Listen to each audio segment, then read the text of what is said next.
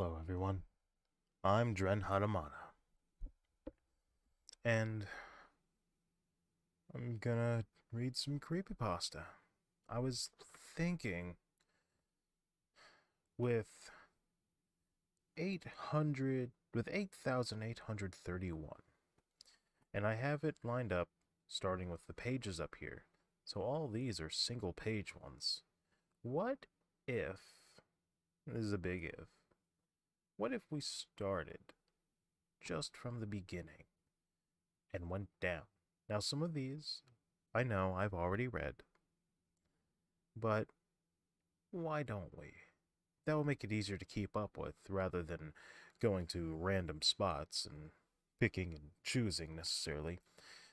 Since I don't have any particular suggestions, I figure why not? At least for now. Maybe one day these will be episodes, but for this, I'm not going to be recording on another external program. This is just going to be reading. Actually, you know what? I want to keep up with it. Give me just a moment. I'm going to get a note. No, you know what? I believe I have something to keep up with it right near my desk. Yeah. I'll just use a sheet here.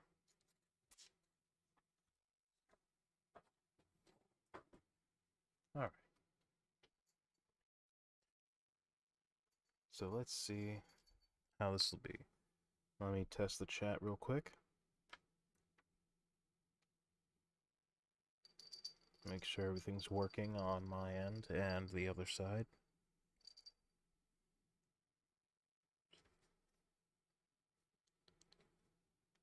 Test, test, test. Test, test, test. Yeah, that sounds good. Good enough, I suppose. If I can get my pop filter. I'm probably need to do another test stream to get everything settled. We'll wait a few more minutes to see if anyone actually comes on. Currently drinking some mint tea with 2 small spoons of sugar. So, I don't completely know how well this will go, but I remember when I was in college and I was waiting to go to my girlfriend's house at the time. I was trying to get as many creepypastas as I could because I didn't have internet at home and I didn't have a phone where I could really feasibly go online at the time. So for what that's worth, actually, would that make things easier? Actually, that might. Now I just wish I could make this a make it dark. So actually, let me go ahead and cut that. If this will make it easier, that'd be great. I just wish I could make this whole selection dark mode, if you will, where these would be the only light and make the rest of this. Perhaps there's a way. Not one that I'm yet aware of, but perhaps there's some system themes that I can explore that will change the outlook of my file searching interface, file explorer interface. All right. You know what? Without further ado, let's go ahead. Not sure how this one is supposed to be called. Just goes. Actually, real quick. I want to talk in silence myself. Didn't get a test up there. Is my chat box not working?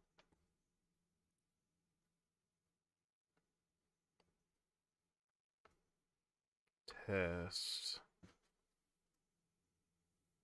Let me try again. See if it pops up. Do I need to refresh it? Can I refresh it?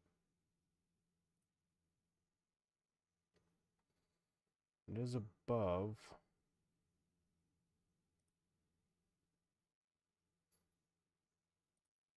Source properties. No, that's not what I'm looking at. This one.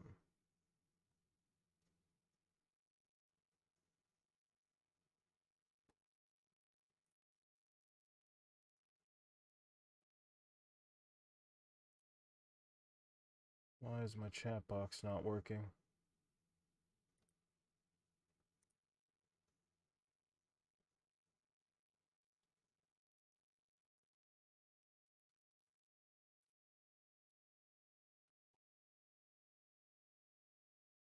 Properties, font setting, source,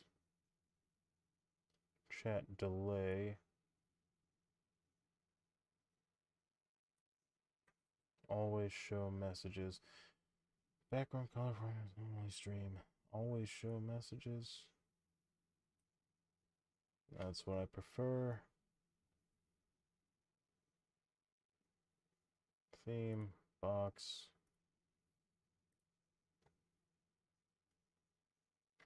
All right, let's try again.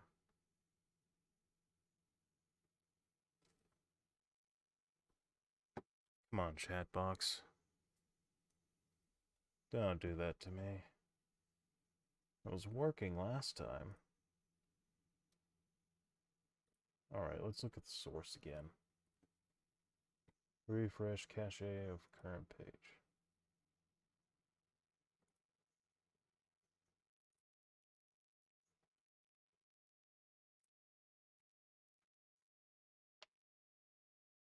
It is appearing in the chat, but not my chat box. Why is that?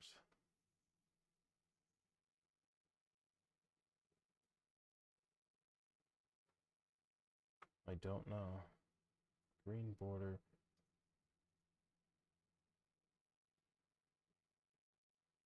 That's that. That's the border. So it is in the right order.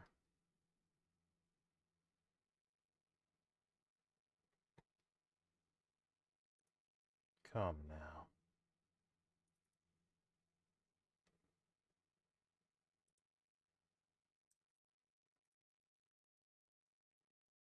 Hide common chat bots. No. Visual settings? I don't know what the deal is.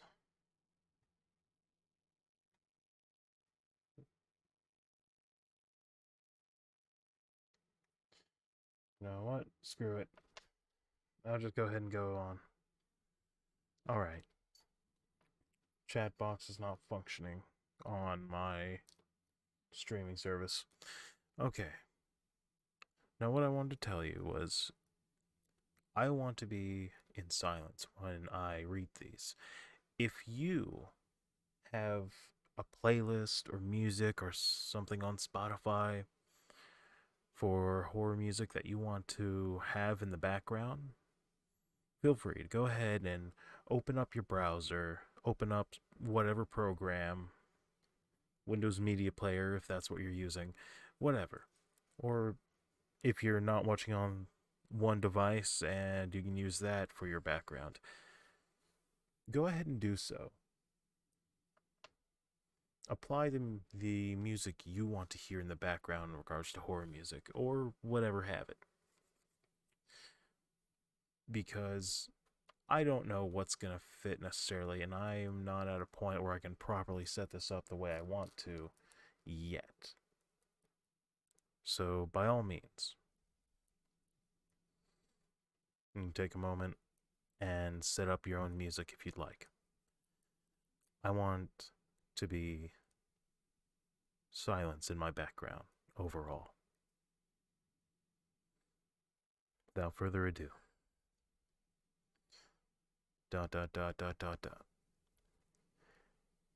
Have you ever wondered what it's like to die? Well, imagine that you're in pain. Pain like never before. Pain that makes you wish you were dead. But you're already dead. And you're stuck like that until your body fully decays. You okay? The ginger ale is stronger than what I'm used to. Some of it went out my nose. This is why they burn the body. Have you ever heard the expression, put them out of their misery? Well, you're just putting them in a whole new world of pain.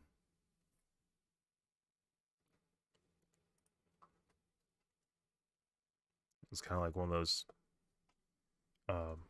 two-sentence horror stories almost. Okay. .gif. On March 12th, 2007, on the B-board of 4chan, an anonymous user posted a GIF image. At a first glance, strangely, the GIF image wasn't animated. It was titled, I'm happy.gif, and showed what appeared to be a drawing of a smiley face, only with realistic-looking eyes and mouth. People who clicked on it saw the smiley face's smile slowly turn into a frown, then the eyes taking on an angrier appearance.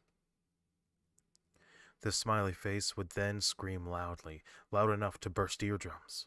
The gruesome image of animals being tortured, raped bomb test victims, aborted fetuses, and mutilated bodies would flash by quickly. After about 5 minutes, it would show the text, "Have nice day." And the user's computer would automatically close out the browser and would stop working, as if it had a virus, as if a virus had corrupted the hard drive. People whose computers were infected would shortly be found in their homes, skinned and mutilated, with a smiley face painted in blood on the floor next to their corpse. Moot, the founder of 4chan, would always claim that the picture never existed, but that the murders were unrelated, However, somewhere in the archives, the picture still exists. Most people who attempt to post it are usually swiftly banned by Moot. It's kind of a cheap one. Is this not one I... Okay. Equals 3. Everyone knows that internet celebrity Ray William Johnson, right? Well, there's something you should know about him. He's secretly a demon. I know this because one day someone told me to look up one of his early episodes. There was supposedly a hidden episode no one has ever seen before. He told me the title, which I will not repeat, and then he committed suicide by hanging. I was frightened, but I had to get to the bottom of this. The episode begins with Ray reviewing one of his videos. This video was odd, though. It was low-quality video of a satanic worship session or something. The video quality went up to 240p, when the average equals 3 video was at least 480 to 720p. I was disappointed, but kept watching. The video then declines in quality, making Ray nearly pixelated. He just stared at the screen for 45 seconds before staring directly at me with red, demonic eyes. After another 10 seconds of this, he said, in a deeper than usual demonic voice, "All right, it's time for the comment question of the day. How will you die?" He rose from the ground, nearly floating in midair and spinning in circles. He stopped after 45 seconds, and his eyes just became black with empty sockets. The screen flashed in a mixture of bright blue, green, and reddish colors. Then the screen suddenly went black. Then the screen suddenly went black for about 10 or so seconds. Then it showed me through my webcam. But it wasn't exactly me. My body was in a state of decay, as if I had been skinned. I was slowly rotting away. I looked at my hand, but it was just as it was in real life, with the skin attached to it. I exited out of the video in disgust. I can see why my friend hung himself. After the incident, I never watched a single video by Ray William Johnson. If you ever come across that video, do not watch all of it. Message it to me and we will both petition it and take William Johnson off the web. I'm tired of this asshole and his weirdness. He must be stopped. He is pure evil and is after me. I really used to enjoy this because it was so stupid and quirky. I'm not sure how much I really care for this now. I do remember Ego Raptor's little story, how he drew a dick on his wall, and it was on there for like 2 videos before someone found it. But that's a whole nother thing.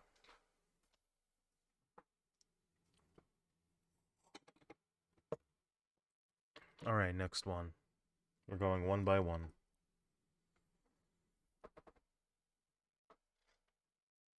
Why is it in military time and not there? It's whatever. 12:12 a.m. I woke up at 12:10. I just stayed in bed. I heard creaking. I scolded myself for reading Poe late at night, so when I turned on the light, I fell asleep again. I woke up again. The light was off. I turned the light on again. The bulb shattered. I turned on my flashlight. My room was streaked with blood, and lying face down in a pool of blood was me. Not sure how that works, but whatever. One guy, 2 spoons. I'm writing this because I couldn't find anywhere else to share it with. We all know what shock sites are, right? They're filled with pornography and shit, but sometimes a shock site isn't always like that. Some of them are even filled with gore. Pretty messed up, if you ask me. There are a few examples of gore-filled shock sites, like one lunatic, one ice pick, one man, one jar, 3 guys, one hammer, but this one takes the cake. When I was searching for shock sites to write about for my school paper, I stumbled upon a very strange name. That name is One Guy, 2 Spoons. I thought I would be an I thought it would be I thought it would be another porn site about a guy shoving spoons up his ass, but it wasn't. It was far more disgusting than any porn you'll ever see. Instead, it was a video of a man literally popping his eyes off with 2 spoons. I got so scared after watching it. When my mom called me for dinner, she set up 3 spoons in our table. My mind tempted me to take my own eyeballs off these spoons. I attempted to do it, but then I figured out that once I do it, I'll regret it and never grow another eyeball again. My dad saw me do it, but thank God he stopped me. I was hesitating so much that I couldn't stop breathing. He asked me what the hell was wrong with me. I just replied by saying, nothing. Why the fuck did I watch that for? Now I'm done for. I told everybody at school about the video, but they all laughed at me. It's like they never heard of the internet. But that's when something caught my eye. I don't mean that literally. There were police cars driving into the parking lots. A lot of officers were running into the playground. I followed them to see what was going on. They were staring at a corpse of a 10-year-old girl, both of her eyeballs missing and blood coming down from her eye sockets. Then I saw 2 bloody spoons next to her. She was a One Guy, 2 Spoons victim? I think so. Please, for your own sake, if you see a link that leads to One Guy, 2 Spoons, do not click it. Since I did, I'm now traumatized. I think I'll go to the kitchen and grab some spoons now. Very short. There's a lot of kind of crappy pasta ones, but it's interesting to see what people go through when they're actually going and writing these. And oh, there's plenty that have various typos and misnomers. I swear half of them are probably Freudian slips, if you will. Just not double checking your grammar, but also these were made years ago. After all, the date modified is way back in 2012 and 2013. So not everyone was necessarily using that because some of them were not using Word. See, I was able to copy these in Word and get all the pictures and stuff. So that made it a lot easier for me. I'm not sure that'll make it easy for anyone else, but they were doing it in Word and then just uploading it verbatim. Word doesn't have a thing to, check your grammar or check your spelling, so. Or they're just typing it by hand with those old, BlackBerry phones? Anyway, 1B432UB4.ESP. I recently bought a new laptop because I really wanted to play the Elder Scrolls series from Arena to Skyrim. God damn, that's right, Skyrim is a fucking decade old. Jesus. Upon completing Arena up to Oblivion, I decided to get some mods. So I thought of no better website than TES Nexus. Test Nexus. I clicked on the quest mods and found one by the name of 1B432UB4.ESP. I didn't have a clue what it was. There were no screenshots, no videos, no description. There wasn't even a single download, so I downloaded it. It was 15 kilobytes in size. I don't know how that's possible for an Oblivion quest, but whoever made it scaled it down to that size. I would think that was probably a zip file, but whatever. After 2 minutes, it downloaded. I don't think my internet has ever been that slow before. I opened the folder and found the ESP itself and a text file. I left the text file for later and placed the ESP in the data folder. I launched Oblivion. At the main menu, I clicked on load, but it would not let me load my saved game. My saved game was corrupted. It was odd, but I just went ahead and started a new game. After the loading screen, things weren't normal. It goes black and the Emperor cutscene started. But something was strange about it. The Emperor wasn't sitting in the chair, and all his speech was backwards and lower pitched. I tried to skip it, but it wouldn't let me. Upon 5 times of trying to skip the cutscene, my screen went blank and cut to an image of the Emperor lying on the floor dead. His eyes were black and his chest was ripped open. I started to freak out and ran to the toilet to vomit. It's a game. I was going to quit by that time, but I thought that this demonic mod needed more exploring. I walked up to the Emperor's body, to inspect it more carefully. Suddenly his chest burst and you could see his heart beating. I went to quit, but my escape button wasn't working and I was stuck in this room. I tried the console, but it wasn't working either. In desperation, I turned around and ran down the hallway with the doors on each side. Each time I came close to a door, I opened and zombies would walk out. I got to the end of the hallway and found a door that said, "Open door to your death." I didn't know what to do at that point. After thinking, I opened the door. Oblivion crashed and I had to reboot my laptop. I turned it back on and it sent me straight onto the website that had no search address. All the website had was a title saying, "You cannot escape."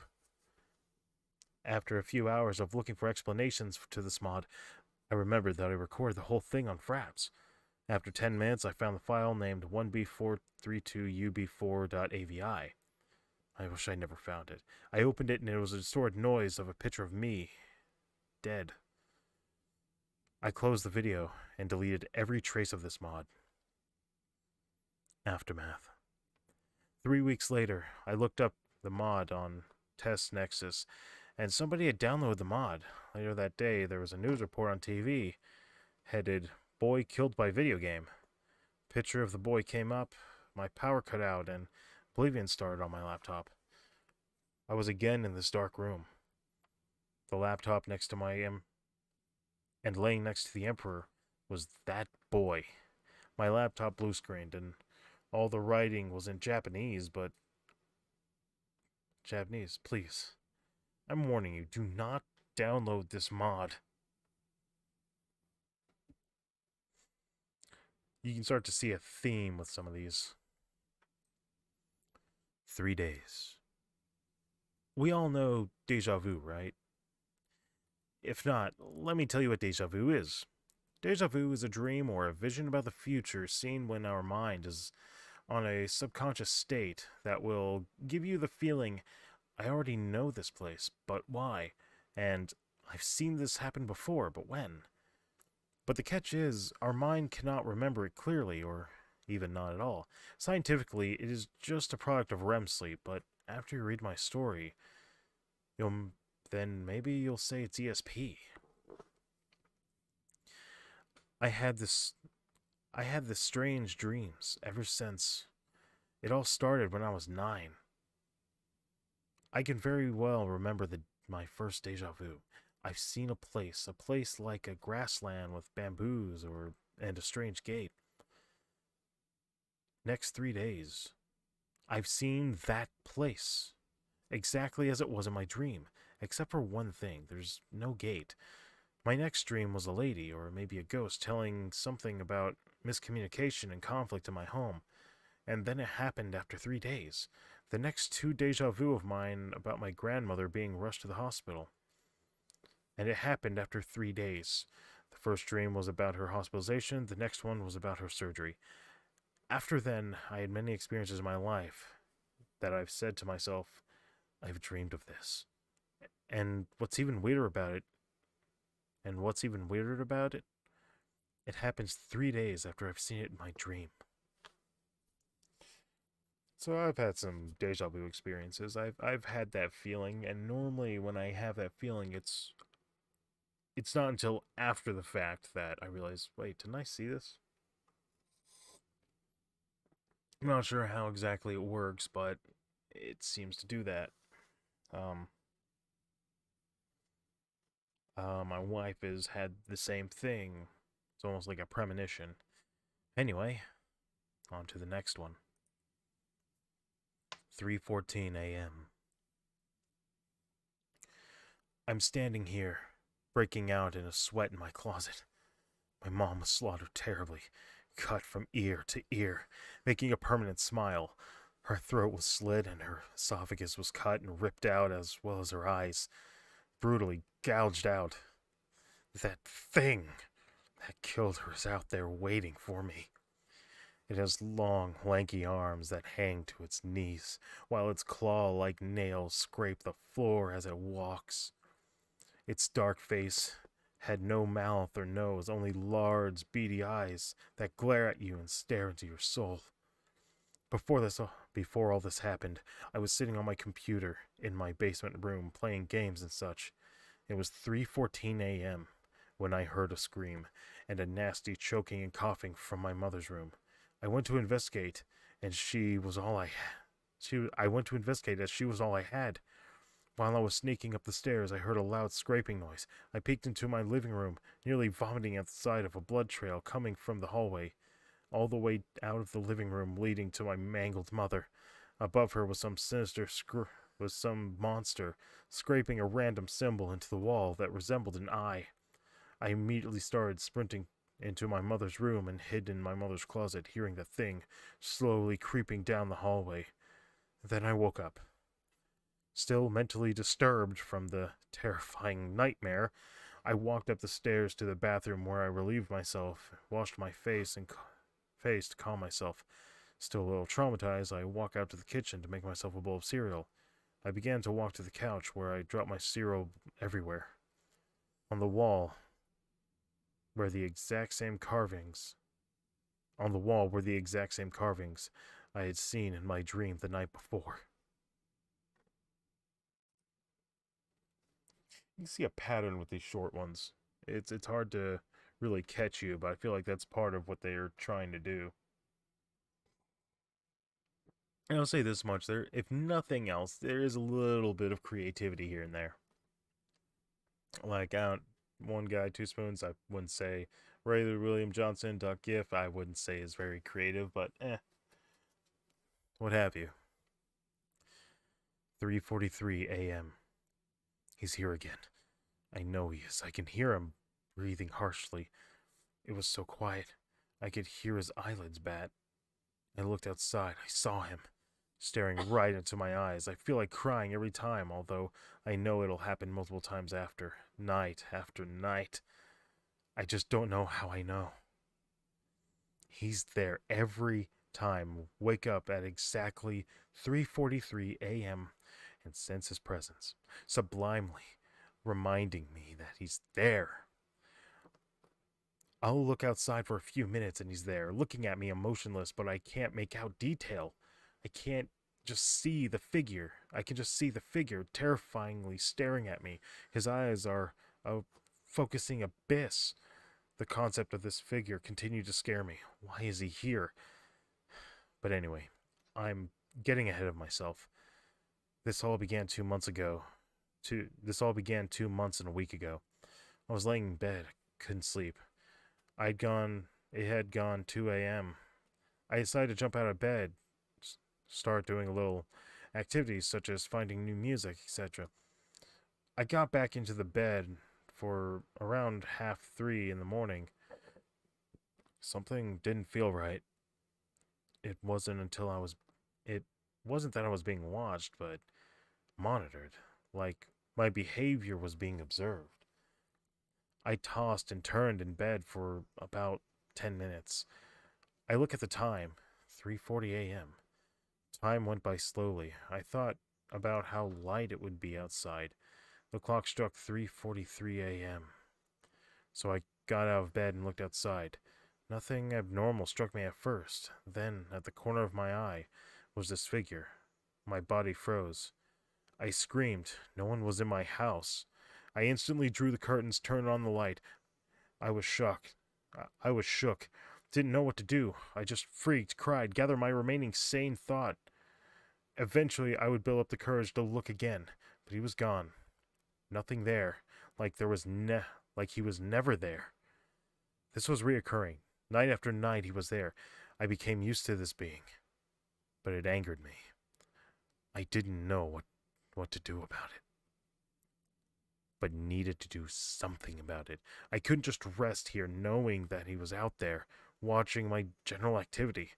Frustration got the best of me. It was 2:48, just 55 more minutes until he's there, until I can rest. This sickened me. I was being manipulated now. I was being manipulated into not sleeping until a set time. Fuck him, I said to myself. It was 3:30 a.m. I decided to go outside, in the spot where he appears. I was having none of it. 9999 dialed on the phone. Is that a particular area code or is that a typo? 911 dialed on the phone just in case. Hidden knife, pepper spray, and a hoodie. I waited and waited. Still no one was there. The anticipation was killing me. I looked at the time, which was 3:40 a.m. I was scared. I thought not to show fear. Fuck that. Show nothing. Emotionless. My bedroom light was on. I was confused. The curtains were opened, and there it was. Staring back at me was myself, looking me dead in the eye. Confusion and fear filled my insides. Shivers ran through my body. I turned to stone, mentally paralyzed by confusion and paranoia. I realized where I was. Outside at 3:43 a.m. I looked at myself. Then the curtains drew. I don't remember much after that. I just remember waking up in my bed that morning. It was a dream. A fucked up dream. I turned over, looked next to me to see the knife and the pepper spray. What happened? I like that one. How it changes the dynamic.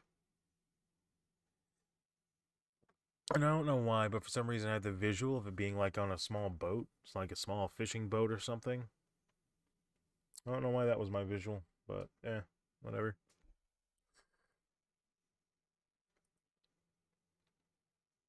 3 a.m. Have you ever woken up only to find there was someone staring at you?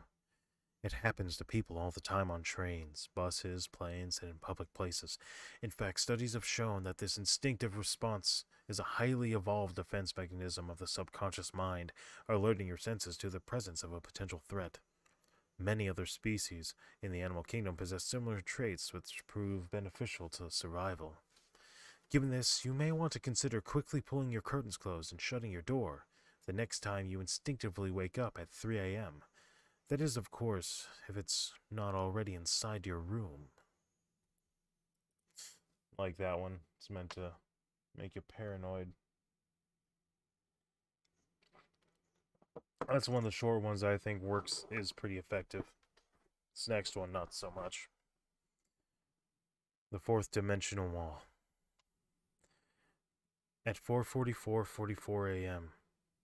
on the 4th of April, if you lean against a pure white wall with your back, you will enter into the world of the fourth dimension, and you will be trapped in there forever. I guess this one was supposed to be like one of those one-sentence horror stories, but you have to make some leaps in order to see if this is even real.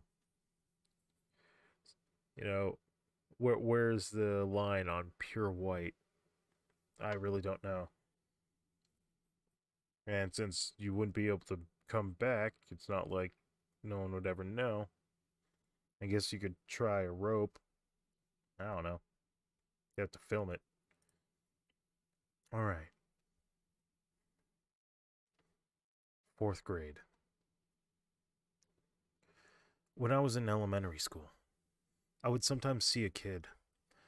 He was always blonde, and he wore a blue shirt and khaki pants. Now I know this is a hallucination because I would be looking at him, and when I would look away for even half a second, he would be gone. Every single time. No one else acknowledged his existence, so I came to the conclusion that it was a hallucination.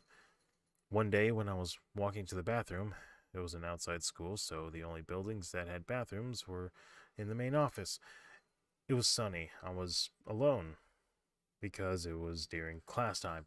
I looked back, I saw the kid, blonde, blue shirt, and khaki pants, just walking. He didn't have a backpack or anything. He was looking down. He was walking in the same direction as me, meaning he would have passed me. I turned my head for about 10 seconds and then looked back, and he was gone. I looked at the fields to my sides and didn't see him. I assumed he just walked the other way. The boy himself I have never seen until that one day. He was skinny, brown freckles on his face, and blue eyes. Another way I could identify him as a hallucination is because he wore the same clothes all the time. He also never wore a backpack, even though all the students were required to. There has been many other instances like this. For example, at a parent-teacher conference at about 6 at night, I was going to the bathroom again, and I saw him again. There were no other kids there, I don't believe. I was in the bathroom itself, and I was peeing in the stalls. I just heard the door open. I peeked out and saw no one. It was a windy night, so it might have been the wind. I was walking back from the bathroom and saw two teachers, a fat brunette and a skinny blonde, talking about, why do kids call it bathroom? It doesn't have a bath. I didn't think much of this, as there were more than one teacher there. I mentioned this because they said it on my way back from the bathroom, and it kind of got me creeped, but not scared. I forgot about it only moments later. After about 30 seconds, I saw him walking the same path I saw him the first time, head looking at the ground again. I looked away for about 3 seconds, looked back, and he was still there. I finally reached my teacher's classroom, but he was going into the bathroom. I ran to it. Silently, I tried.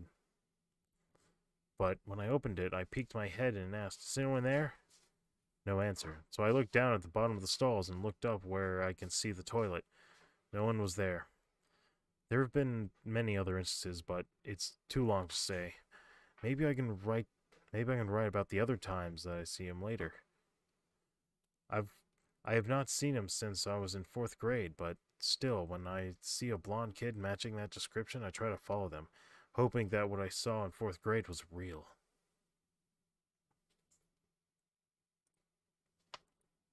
It's an interesting one.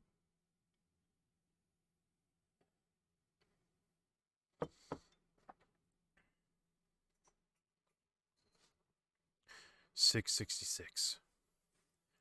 I had a weird nightmare about a skeleton turning its head upside down and then flying around, with a third eye present. The nightmare frightened me, so I woke up in the middle of the night.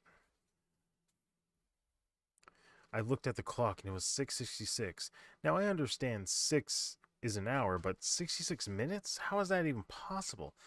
I waited 1 minute and the clock didn't change. It was stuck at that. Then I got up, saw a blue light, a small blue light. I followed it. Whilst following it, I could feel myself getting more paranoid by the second. The blue light, when I got closer to it, it disappeared. I backed away to see it there again. I started to hear voices in my head saying, "Iwakakapo." I'm terrible at that.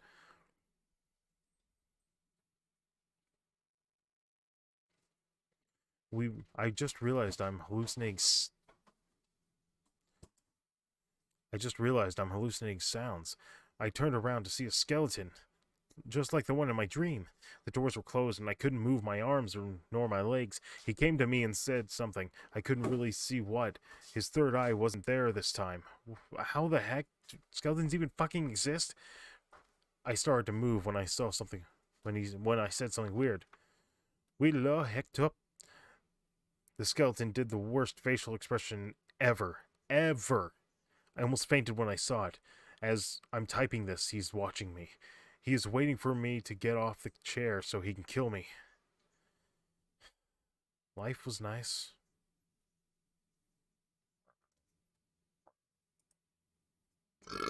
Oh, excuse me. Excuse me.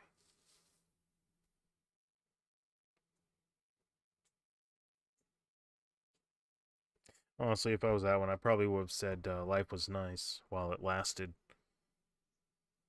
Alright. 7 minutes. If you have ever been in a near-death experience, you may have seen your life flash before your eyes. I've asked several people about this. They said that said it was like when they went through their whole life. They said it was like they went through their whole life in a second. That's not too far-fetched. Your brain likes to avoid stress, so that it does not have to deal with facing death. So if your brain was to think you were going to die, it would go to the easiest way to escape: memory. So when it comes close to your end, your brain turns on every memory you ever had. Your brain will also stay alive for about 7 minutes after you died, provided your brain is intact. So if you have 7 minutes and you can experience your whole life in 1 second, that's 60 lives per minute. 420 lives in 7 minutes. That's a lot of time and a lot of experiences with death. How much time do you have left? The implication is that we are all possibly dead, and or that any moment we might be alive or consider ourselves alive is that we're actually reliving those memories verbatim, and you don't know where you're at in that regard necessarily.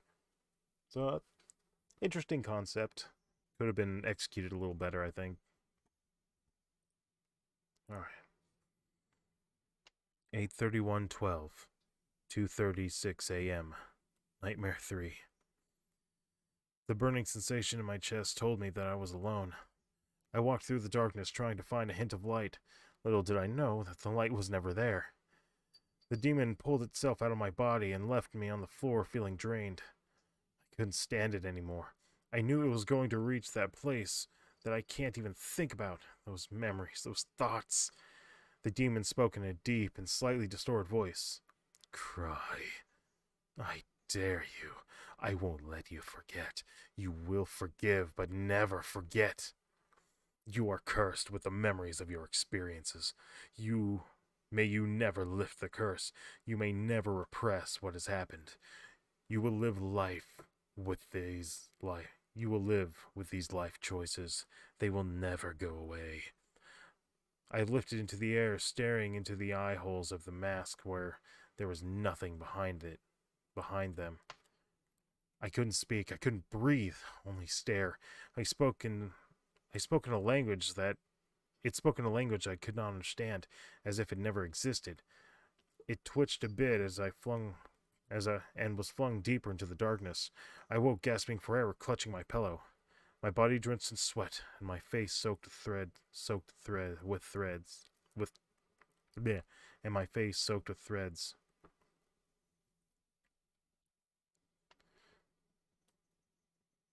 Soaked with sweat, shouldn't it? Whatever. I'm a pathetic fool. That's what Soledad would say. I tried to write down as much as I could remember. Nightmares like this are the ones I learned the most from. All I can think now is where's the music? Where's that happiness? Where is my savior? There can't be one unless that monster is my savior.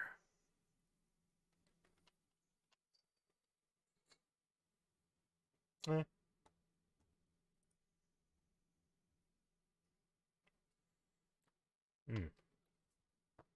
8. The number 8. That number is the worst. Not only is it the hardest for me to multiply, but it has done things to me. The horrid memories of that godforsaken number will never leave my mind.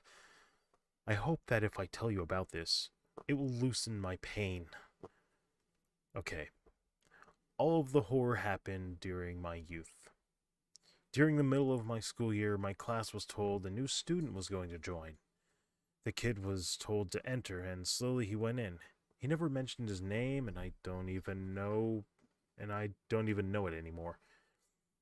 The only thing special about this kid was his scores. His scores of everything would every score of everything he would get was 8, 8 out of 10, or 8 out of 15, for example.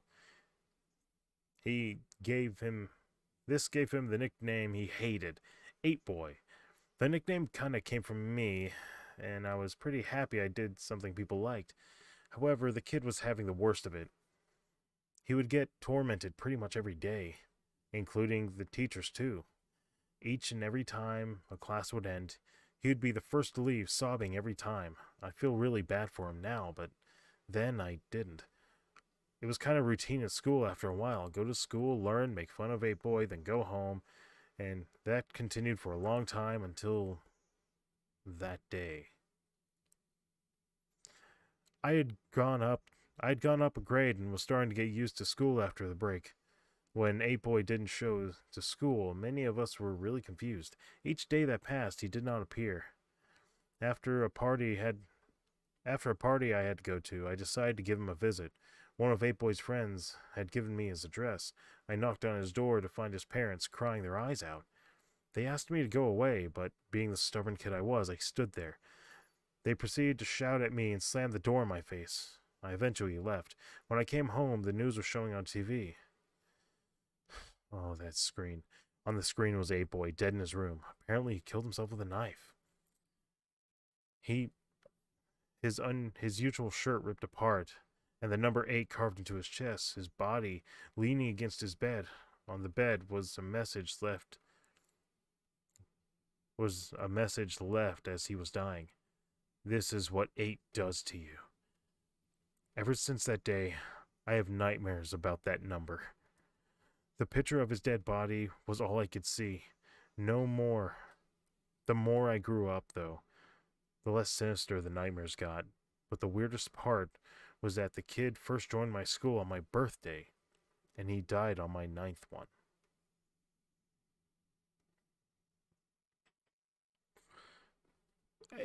That's an interesting concept.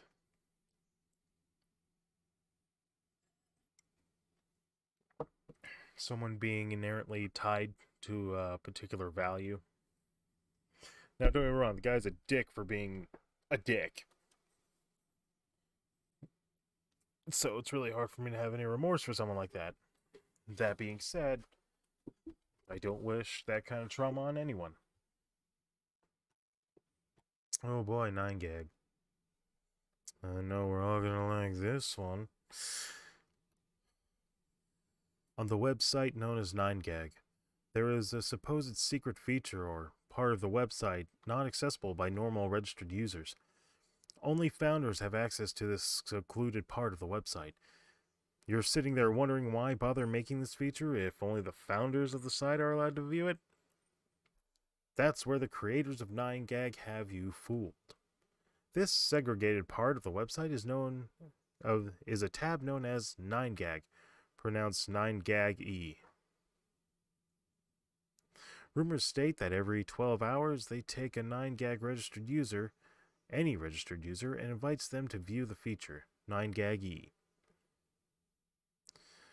Where the creators of 9gag challenge the user to view 12 hours of disgusting imagery, and from anything from war crimes, human dismemberment, etc. If the viewer does not vomit within these 12 hours, they are banned and never allowed to speak of 9gag on the fear of death.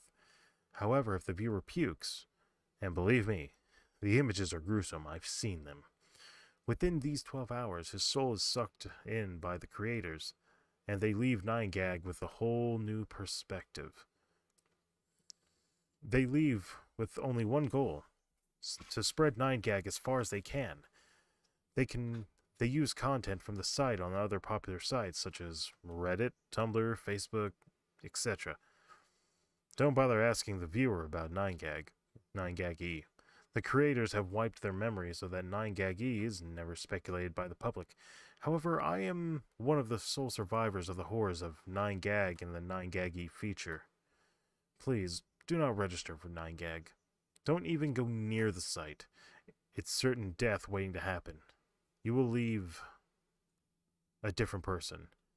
Now, if you'll excuse me, Mr. Chan is waiting for me. I'm not as familiar with 9gag, and I'm told it's a terrible site, much like 4chan, apparently. Feel free to fill me in on that. But, maybe it's what's gonna happen to Twitter now. Who knows? It's what's gonna happen to Twitter. God knows Musk ain't making it any better, and I am loving every fucking second of it. Oh. 12:37. I awoke in a cold sweat. After throwing my soaked bed sheets aside, I arose from my bed knowing I wouldn't sleep again after my most recent nightmare. I don't consider myself frightened easily by them, especially since I have the odd knack of knowing when I was in a dream, but this time it was different. The dream began with me standing in a dimly lit residential street, one I recognized but could not remember from where or when. The scene was devoid of any color, save the dark orange glow of the street lamps that littered the road. As I walked, I wondered just where I was and how I got there, as I had neither my wallet or my phone on my person. At a small road turnoff, I stopped on a street corner to look around and get my bearings. Abruptly, one of the street lamps far off to my right down the street flickered and shattered. I was quite alarmed at this point because earlier there was only silence, and then more lamps shattered around me, left and right, until only one lamp was on the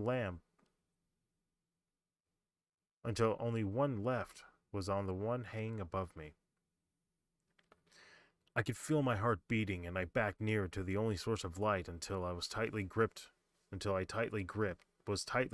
the cold metal behind my back. In the distance, I could hear footsteps moving towards me from directly in front of me, and then more from the pathways left and right of me. It was pitch black all around me, besides the dim lamp showering above my head. And a part of me knew I was probably in more danger under the lamp than outside in the dark, but I didn't care. The footsteps grew closer and louder, and then I finally saw something enter my protective light dome. At the edge of the lamp's reach, something stood into the light. I could only see its legs up to the knee. They were black and coarse, almost as if they were made out of ash. Around me, 4 or 5 of the creatures entered too, each looking identical to the first. I sunk down along the lamp post until I made contact with the ground, still keeping my hands clasped to it. The initial creature was standing right in front of me, and then took another step. Its movement was rigid and slow, but before I saw its face, I closed my eyes, a secret I often used to wake up from bad dreams, and shut them tight. After a few seconds, I opened them, expecting to be back to reality. Instead, I saw the creature face to face with me, kneeling down, staring directly into my eyes. It was fully black and made of slender human and had a slender human shape, but with no discernible features besides its cold, sunken eye sockets. Paralyzed with fear, I stared back at its face until I noticed the rest of this group began to kneel down and stare at me too. I watched in horror as they all looked at me under the lamp. They all whispered something, barely inaudible, in unison. 12:37. I slumped to the floor, suddenly exhausted, and the first creature followed my gaze as I passed out. Back to reality. I had got to my feet and was on my way to get a glass of water before I figured out what to do with the rest of my night. I turned on the light in my hallway and headed downstairs to my kitchen. After a few sips, I noticed the time on the oven. 12:37. I laughed about the coincidence until I heard a light shatter from upstairs. From dreams to reality.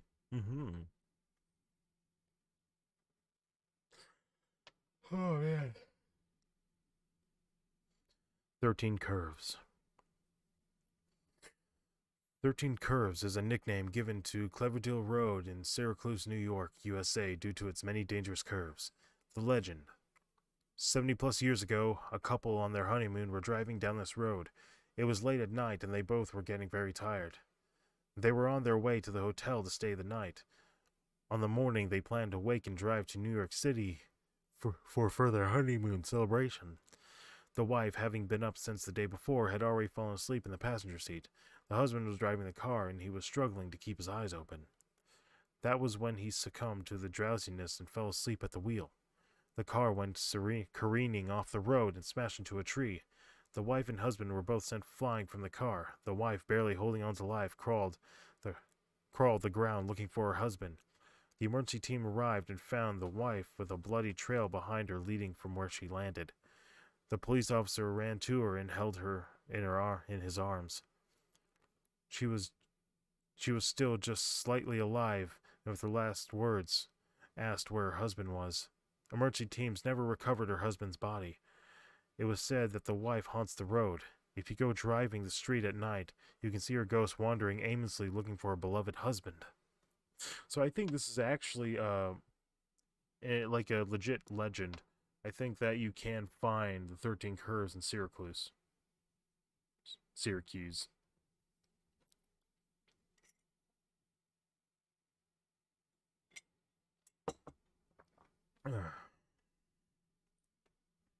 This is an interesting one. 13th month. If you use the Julian or Gregorian calendar, then beware. February, of all months of the year, has only 28 days. Why this is so is a question that crosses the mind once in a while. It is not a coincidence. It is a hint. If you take the extra days of the other months so that every month only has 28 days, like February, there will be enough days to create a 13th month with 28 days. Sure, there is enough to have a month or two with 29 days, but there will be a 13th month in which you can have a 13th day. Good thing we have used the 12-month system for so long, because if a 13th day of a 13th month were to ever occur, you have to know that it will happen. I don't know what it is. Hmm.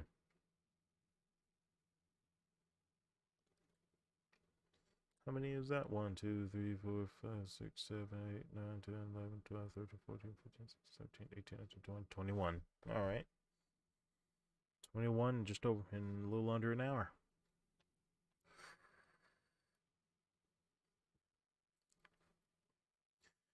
All right. 23 By Avenue. It's not the by I like. BYE, I want BI. Whatever. There's not much to this story, but only what I can tell you. I had a paper route at one time where I lived. Don't get me wrong, the pay was good and I only had 16 customers to deliver to. So it took a short while to complete.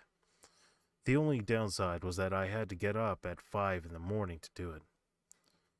But there was this one place that I didn't quite understand. 23 By Avenue, it was called. Just a little trailer in a trailer park, but there was something just weird about it. You know when you get that feeling whenever you explore an abandoned house? Like someone's watching you? It had that feeling every time I dropped off the newspaper to that place. There was never a car or any vehicle in their driveway, whoever they were, and the lights were never on. But that was a common sight around my route, so I thought nothing of it. Until I decided to take a peek inside their window, just to see what was inside, but all I saw was darkness.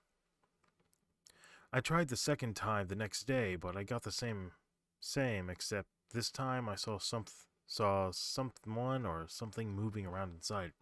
Suddenly I heard a scream come from inside, and it was enough to send me running out of the damn place. The next morning when I got up to do my route, I only left the paper at the end of the driveway. I never went directly up to the porch just out of fear. Then something happened that sent me great relief. There had been a notice. My father told me that the owner was selling the trailer park and everyone's trailer was to be taken off the location by August 1st. I was so glad to not be delivering to that place anymore. I couldn't wait for the morning to come. Eventually August 1st came. I got up to get the newspapers out of the plastic bag that they came in and read the notice in front of what changes to see what changes came to my route. And what I saw brought the dread crawling back. I still had to deliver to 23 By Avenue. I finished with my order with my other houses, and it came down to the trailer park where there was nothing but empty rectangles where the trailers once stood with dead grass filling them. Then I came to 23 By Avenue only to find out what the rest of the place looked like. An empty rectangle just like the others. I dropped the paper and ran off as fast as I could. The next day I called the office to see if there was a mistake, but all they said was that someone was still paying the bill to get the paper delivered there. And they were paying a very large amount of money. Eventually I grew up and moved on from the route, which had been handed to someone else by now, and move away from the location. But to this day I still wonder who used to live on 23 By Avenue.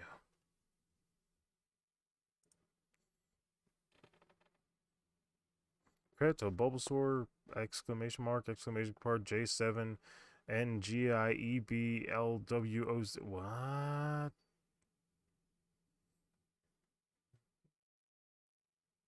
What kind of cheat code is that? 48 stories. I got the big promotion. Finally. I'm going to be moving all the way to the top. After working for my company for 13 years, they finally see my potential. I'm now vice president, and I get all the perks. The personal bathroom, the secretary, and I get more money for less work. However, there is one downside to this. Instead of working on the second floor, I now have an office on the 15th floor. However, this wasn't a problem for me at the time. I mean, I was making $45.90 an hour, but that is besides the point. I guess I should hurry up and tell you my story. Well, it was your average day, and I was going to the elevator to go to my floor. I don't know what happened, and all I heard was an explosion. I didn't know if it was the next 9/11, but still, another explosion went off, then another. Were we getting bombed? I don't know. Not even now, but I escaped the elevator and got to the 48th floor. However, the stairwell was blocked going down. There was one way out now. It was to scale the building from the outside and drop one floor at a time. The ledges were large enough to hold a human, so I did what any human would do. I smashed the glass of the window and climbed out. Well, not everything went according to plan. I forgot about my fear of heights. I guess this got the best of me when I looked down. I felt so dizzy. I slipped and lost my balance. It's a good thing that I grabbed onto the ledge with my hand. Well, there's only one problem. My hand is getting tired and I can't hold on for much longer. And 48 stories is a pretty long drop. Why was he typing with one hand? Come on, man. Alright. The 50s restaurant. In the most deserted part of Wyoming, there is a restaurant. There are no roads leading to it, no signs advertising it. It's just there in the open. Walk inside, however, and you will learn two things. One, it's jam-packed with people, talking, eating, and enjoying themselves. Two, the entire place looks like a scene from the 50s, including the people, the food, the newspapers, the music, everything. Take a seat, observe the atmosphere, relax. When the waitress comes to get your order a cheeseburger with mashed potatoes. Afterwards, a red-haired lady should ask you to dance to a tune on the jukebox. Find the song that has the same numbers as your current age. Pick it, then dance your heart out. When the song ends, a flash of light will engulf the whole scene, and you'll be standing outside your home the following morning. You now should have the power of clairvoyance for the remaining year. If you didn't do this correctly, then woe is you, for you missed out on the best meal you ever ate. It confuses me, to be honest. Like, it's like a ritual thing, but it's like, how? Alright, 207. I'm a librarian, and one day I found a book on the ground that wasn't in the database. I took it home and read it.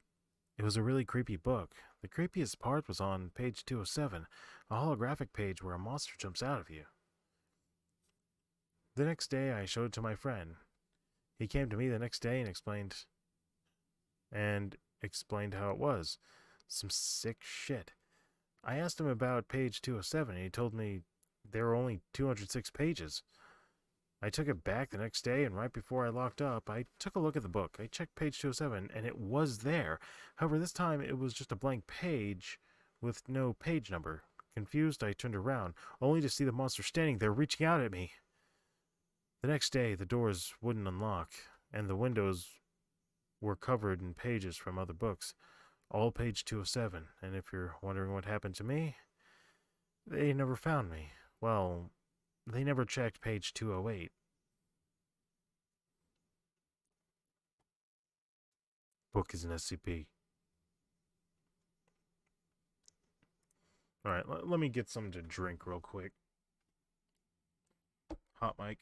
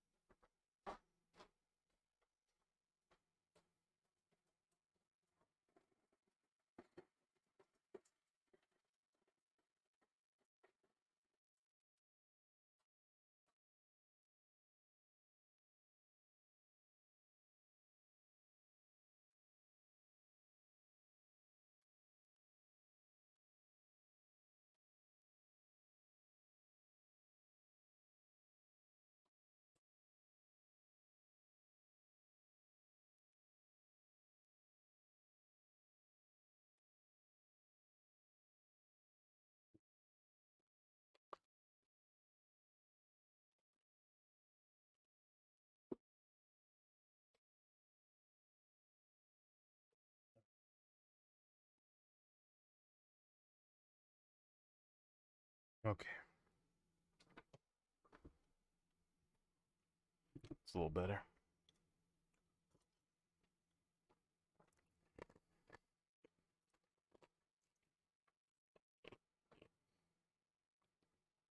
All right. 361 shortcut.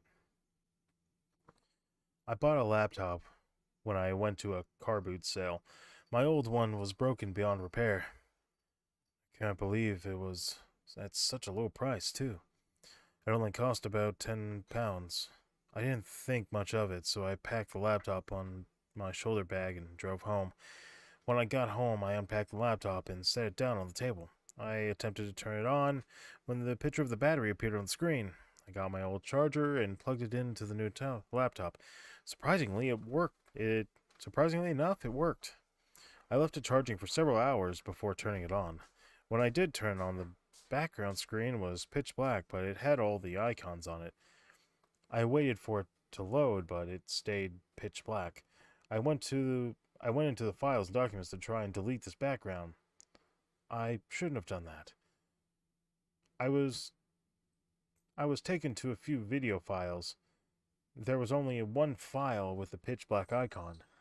Out of curiosity, I clicked on the file and the Windows Media Player popped open. After a few seconds the video played.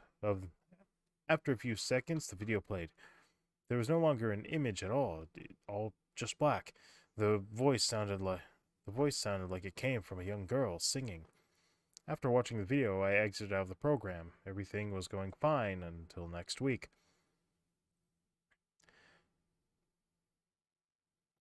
I restarted my laptop when the screen background changed from pitch black to a young girl. She wasn't looking at the camera, though. She was looking at the wall in front of her. I moved my mouse over to launch the internet when I noticed a new icon on the screen. It was named 361 Shortcut. I clicked on the video. That's funny. I've not been using this since last week. The video started instantly. It was of the young girl chained to a bed. She looked uncomfortable. She was squirming and trying to scream, but her mouth was taped together with duct tape. The video became shaky as it was laid down on the table or on a table or standing object.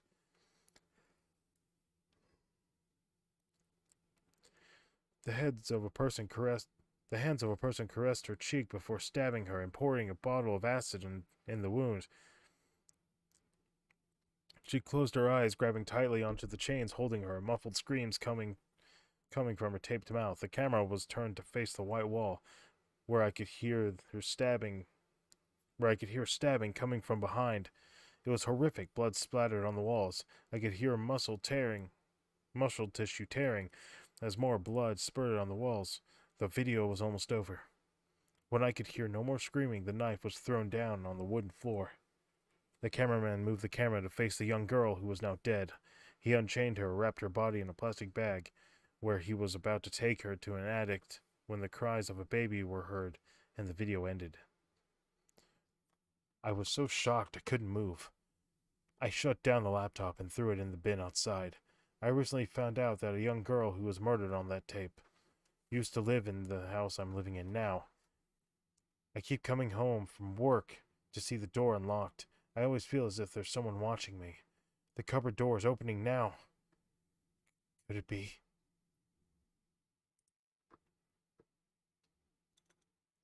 Interesting. Why the cupboard?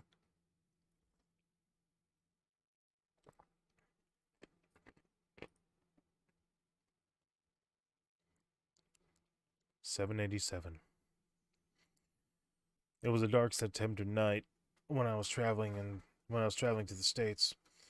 I was trying to enjoy my trip, but my fear of planes would not let me rest. They said this Boeing 787 is perfectly safe, but inside me, I refused to believe them.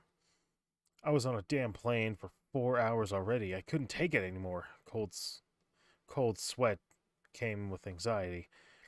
As terrible thoughts passed through my mind, I started to shake. The rainy weather made the condition even worse, and then it happened. I saw a lightning bolt outside my window, then another. We were inside a storm. My worst fears come to life when everything started to shake. The other passengers startled at this point. I could hear screams and loud noises I could not recognize. The light would go out and back on. The emergency oxygen mask dropped. Everyone put them on and they waited. They waited because they could do absolutely nothing. But I couldn't do that. I was in panic. Sitting down and waiting was not something I was able to do. The plane was going down. The speed increased with every second. We would drop in the ocean, and if anyone survived, they would die there, floating over a black abyss, waiting for a rescue. My body could not hold the speed. The air was becoming lighter and lighter. I couldn't breathe. My hands were holding my neck as someone was trying to suffocate me. No one was watching me. No one was there to help. They were praying and holding their loved ones. I was definitely going to die. Suddenly the lights were back on. The speed seemed to decrease, and after a few moments we could hear the pilot from the speakers. Do not worry, the danger is now over. We will land with safety. We have taken control of the plane. Everyone would cheer and celebrate that fact. Tears of happiness would drop. Too bad I was already dead a minute ago.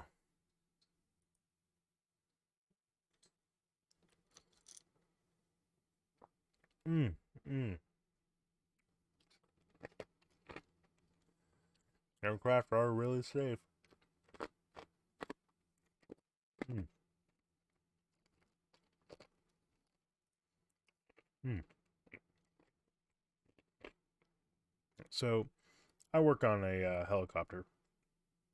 I do maintenance on a helicopter.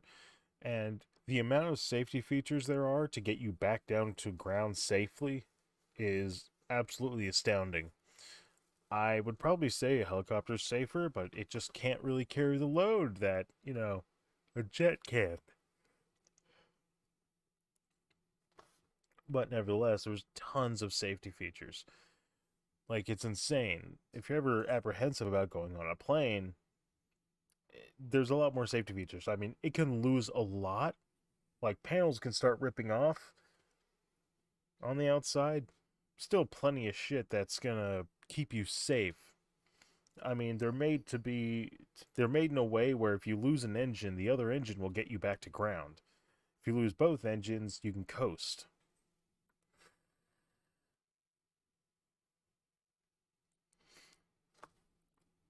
They have methods of flying, so that way it includes being able to keep a certain speed or slow down when needed to. There's all kinds of contingency and backups. So when an aircraft crashes, it takes a significant number of things to really fuck up, for what it's worth. That might not help, but food for thought, I guess. All right. Have you ever heard of those? Oh wait, 1001 Games of Death. Have you ever heard of one of those cheap Chinese-made 1001 games that are a ripoff of pretty much every NES game ever made? Well, when my mom said she would get me a video game if I'd gotten straight A's in school, I immediately rose to the challenge. After 4 weeks of cramming studies hardcore and listening to the teacher, she finally got me the game. Not Super Smash Bros. Brawl or even Pokemon Black, but a creepy $5 1001 game handheld. Begrudgingly, I said thank you to make sure she didn't feel bad. I went to my room to see all the crappy games they ripped off. And I was right. I first started off with a game called Terrorist Capture, which was basically a ripoff of Contra 2. After 10 minutes of looking through the numerous NES and SNES ripoffs, I came across a game called Super Brothers 3, which I figured was the same as Super Mario Brothers 3. I saw the game title curtain of Super Mario Bros. 3, but as the curtains opened, it showed Mario and Luigi dressed in 1920s mobster clothes, sporting World War II Thompson guns in their hand. Instead of Koopa Troopas showing up, There was what looked like a crowd of innocent, homeless women, children, and men alike.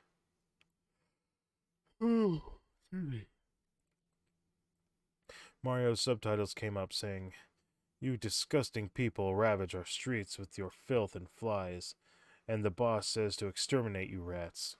Mario aimed at the homeless people and started shooting. I was appalled and disgusted, but I wanted to keep going on, so I pressed A to start. Instead of starting on the level select screen, it showed King Koopa's castle, and then faded into a dark room. Everything was pitch black, then a door opened, revealing a cowering princess in a corner. Mario and Luigi started escorting her out, but then Bowser jumped in and blocked the way. He roared and squeezed in his arm.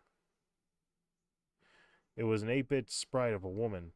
"Help me. Please don't let him kill me," she screamed in subtitles. Bowser put a gun to her head. How? I'm trying to picture this in pixels. Like, the pixel measurements wouldn't... Whatever. Bowser said. Mario pulled the trigger, and blood spurted on his face.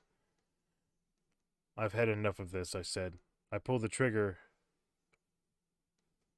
I tried to pull out the batteries, but the massacre didn't stop. It said, "You have beaten the game," and showed Mario, Luigi, and the princess shooting through crowds of citizens and children. The last picture before the whole system broke showed a Toad, head hung over. Toad lifted his head and showed that there was no eye sockets, and blood streaming from his eyes and mouth. The Toad held a gun to its head, and the second it shot, the whole system died. I have never played a Chinese ripoff again, with the Toad still holding the gun in its head in the back of my mind. You know, I mean, that's entirely programmable for what it's worth.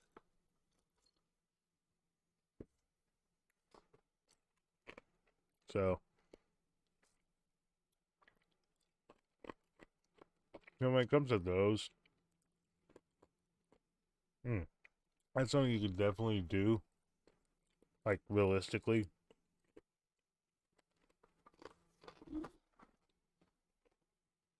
Like, just imagine it. You can just program whatever. That's why you can actually play Sonic.exe and shit like that. Shit you can actually play. Alright. 1127.mp3.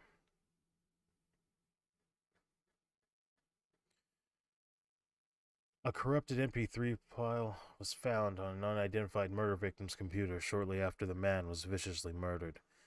Media reports state that the man was murdered in a form only the deepest, craziest minds could possibly imagine. CNN compared the slaughter to a Saw movie. The victim's limbs were torn from his body and tossed across the various parts of his house.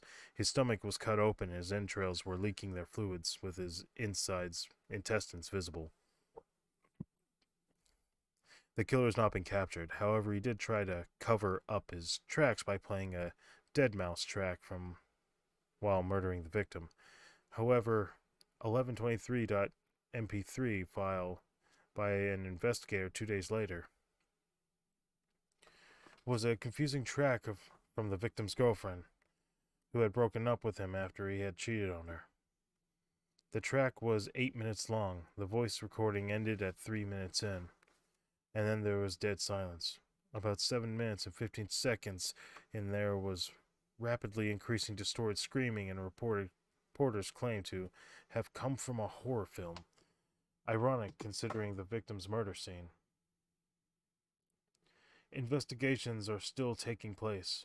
However, the prime suspect is yet to be determined.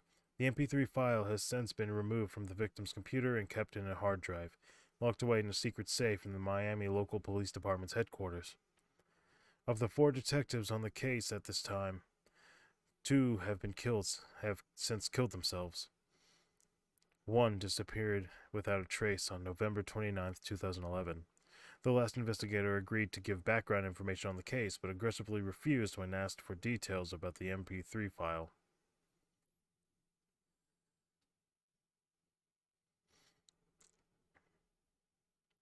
Judging by the quality of the file, it was recorded on Audacity 1.3 beta for Windows 7. Since then, it has been confirmed that 11/27 is the date of the murder, the breakup, and the couple's anniversary. So apparently it's deadmau5's Bleed, and for a longest time I didn't know that. In fact, I was calling it deadmau5 5 because I didn't know about deadmau5 back then.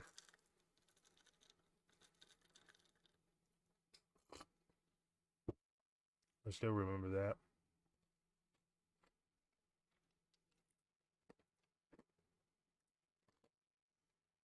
Yeah, on here tonight. That might be hyperlinked. You know what? It probably is. But I'm not going to play it for reasons. Monetization reasons. 100,000. It might happen one morning that you wake up home alone. This could be a normal depending on your situation, but this morning will be different. While your environment will seem exactly the same, you will notice everything is quieter than normal. If you go outside, you will notice a distinct lack of anything like birds, insects, or people. As far as you travel, you will not encounter another sentient human being. The entire world will be intact, empty, except for you. There are currently over 100,000 missing persons cases in the United States. Some are just normal cases of murder or kidnappings, but in others, the disappearance cannot be explained and no remains of the person are ever located. Makes you think.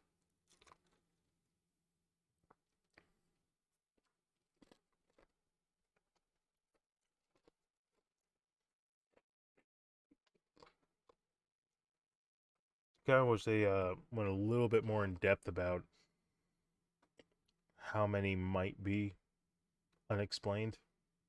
But I guess we could just look that up if we really wanted to.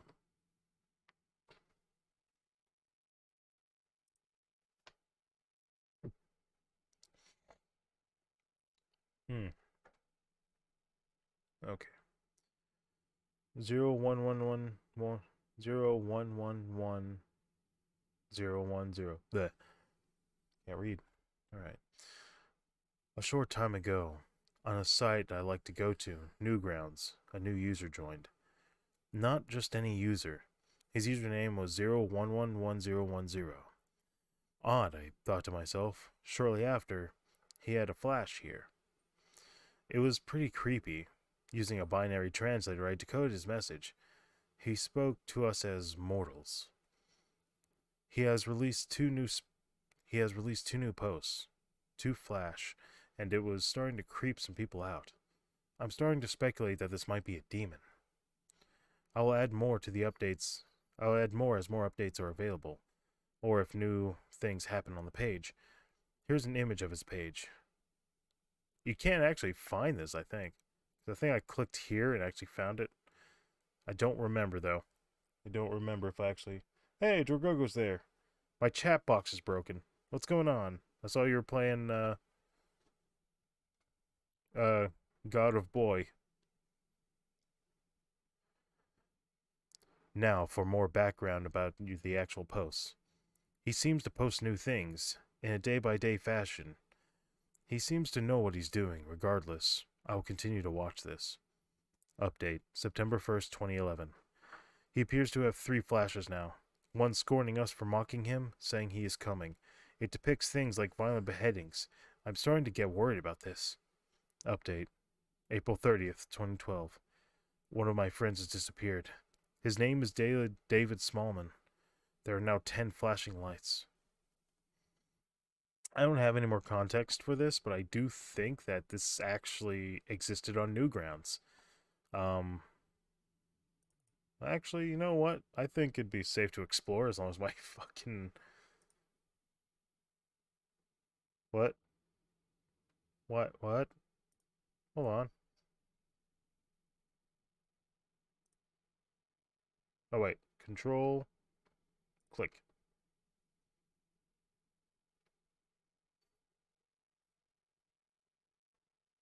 Oh, yeah. It is there. Oh, shit. Oh, there's 13? How many? Date by score?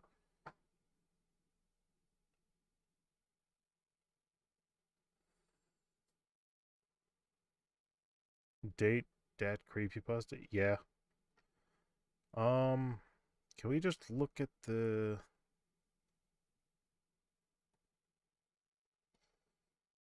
13 fans, snooze 2, 3 movies? Is it now just it's 3? Okay. Interesting. So it does actually exist. Behold.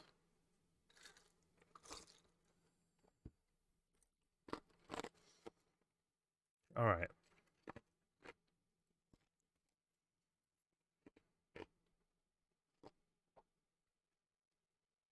Shit.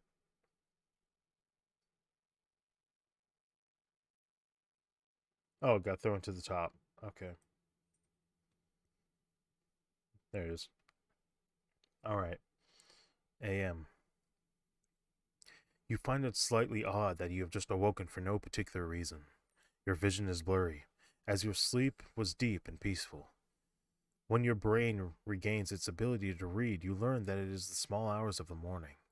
Still fatigued, you feel an awful feeling wash over you as your eyes find the deformed face peering over the edge of your bed at you. More of those super short ones. So I'm just going straight down the line. Just straight down the line.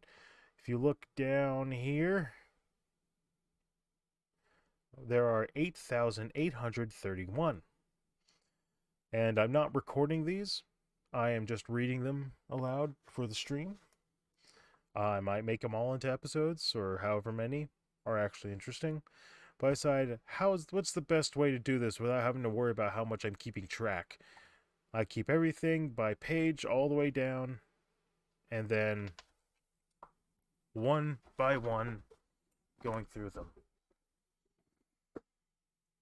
And that's how I'm going to do it, because we're going to start, a lot of these are going to be kind of crappy. Feel free to go back and listen, because I did kind of jump the gun and go ahead and start, like at maybe the 8-minute mark, I went ahead and started reading immediately. So we already went through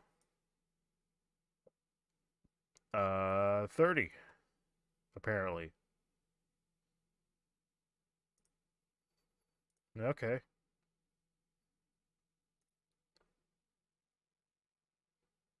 All right. Just wait until we start until we get past all the single pages. That's going to be fun. All right. Abandoned farm. In the middle of England, there is a farm owned by a man named John Glass. If you are lucky enough to find this farm, John will happily take you to see his animals and will treat you with utter kindness. He will keep you there until nightfall, when he will insist you must stay over and drive back in the morning. Not wanting to disrespect this old man, you will agree and settle down for a night in a cozy room. In the morning you will wake up with a mattressless bed. The bed will be dirty, smelly, and seem to be old. The rest of the farm will too. With a few rotting animal carcasses in the fields, there will be no sounds except for the sound of faint squeaking. You will find that it is coming from a run-down barn, and if you dare peek inside, you will see yourself bound and gagged. You will watch John Glass torture you in ways you couldn't even imagine. Then you will wake up in your own bed and no memory of that day before. You will search for an abandoned farm, and as soon as you see it, you will decide to move there and renovate it. You will forget about your old life. A year later, an unexpected traveler will come to your farm. You will happily take him in to see your animals and treat them with utter kindness. It's a nice loop there. Doing some loopity loops. How's it going, Drogogo? I was there for a little bit of the stream. Didn't say anything. It's looking good so far, making lots of progress. All right. And So something that I want to try and do is I want to do this where on my end it's total silence except for me speaking, where I encourage the viewers if they have like a playlist or something they can put on for themselves in regards to atmospheric music or background music to go ahead and put it on and set the tone for themselves. So feel free to do that. The abandoned train station. There is a chance that while on a railway journey across the country, you will pass a darkened station. The platform will look as if it has been deserted for years. The train will have to slow down due to the condition of the tracks and will not stop. There are some conductors who will go much faster than they should to get past the station, causing the train to feel as if it will shake apart. If you ask one of the personnel on the train about the station, they will tell you not to worry about it and go back to your seat. If you ask a second time, you and all your things will be unceremoniously dumped at the next station, whether it is your destination or not. There you can wait for as much as a day before another train to come by. There have been a few curious folk who have made the 5-mile long walk alongside the tracks to see the abandoned station for themselves. No one knows what happens when they get there. They are never seen or heard from again, and others jump into the tracks to the path to the next oncoming train. The only thing of any interest ever to happen along those tracks was back in the early 1900s, when the train headed west derailed near the abandoned station, killing 61 people on board and injuring others. The incident was blamed on the conductor error and on the fact that the rails were misaligned due to the shifting of the ground in the heavy rainstorm. There is no known connection between the derailment over 100 years ago and the events around the area today. I wonder if this is an actual urban legend or not. It doesn't give a location, so it's really hard to say anything because it makes it very ambiguous.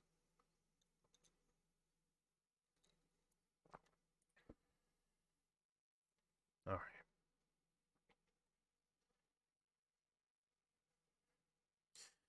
Abandonment. My childhood was filled with toys, usually homemade. I really enjoyed dolls, specifically the ones that were similar to the once popular Raggedy Ann. I kept a few dolls that were important to my childhood, such as my first I ever received, ones that I really played with, and others with sentimental value. I always kept the sentiments in the moving box in the garage, as if I didn't even care about the dolls, even though they had such an impact on my childhood. They didn't seem to like that, or at least, that's what my mind thought. Dolls don't have minds of their own. The doll had black hair, a pale face, and no eyes. Her eyes must have fallen out somehow, I thought to myself. I picked her up out of the box, setting her next to the box. Oh, how I love these, I thought to myself, igniting the former passion for my antiques. I turned my attention to the dolls to the smoke alarm, which was now going haywire. I went into the garage to grab a small step stool so I could reach the only smoke alarm I could think of, which was in the kitchen. I turned to go back into the kitchen when I noticed the door linking the kitchen to the garage was closed. I swear I left that open, I thought to myself. I then tried to open the door. Locked. I began to panic. Nobody could lock that door. I live alone, for crying out loud. Paranoia began to set in. I tried to open the garage door. I reached for the device upon the wall that would open it. I only touched some wires. It was dismantled. Shit. I began looking around the garage. Hey, Gina. Do you remember me? You used to play with me all the time until you abandoned me. I shrieked at the mere mention of my name. Who's there? I asked. It's me. Don't you remember? You abandoned me. Now you must pay. It's almost cute. The absence of sound. Try this. Turn off the music, turn off the TV. If you have to, turn off the computer. Then go to another room and sit in total silence. Do you hear that? That ringing? People say that is your brain making up a sound to explain the silence. People lied. I can't tell you what is making the sound, but whatever it is, you don't want to meet it. It is trying to break through, force its way onto our plane of existence. Now, try this. Repeat the first steps, turn everything off. This time, turn the lights off too. Still hear the ringing? Better hope so. If you don't, it's because they have finally managed to break through. And no amount of running will save you.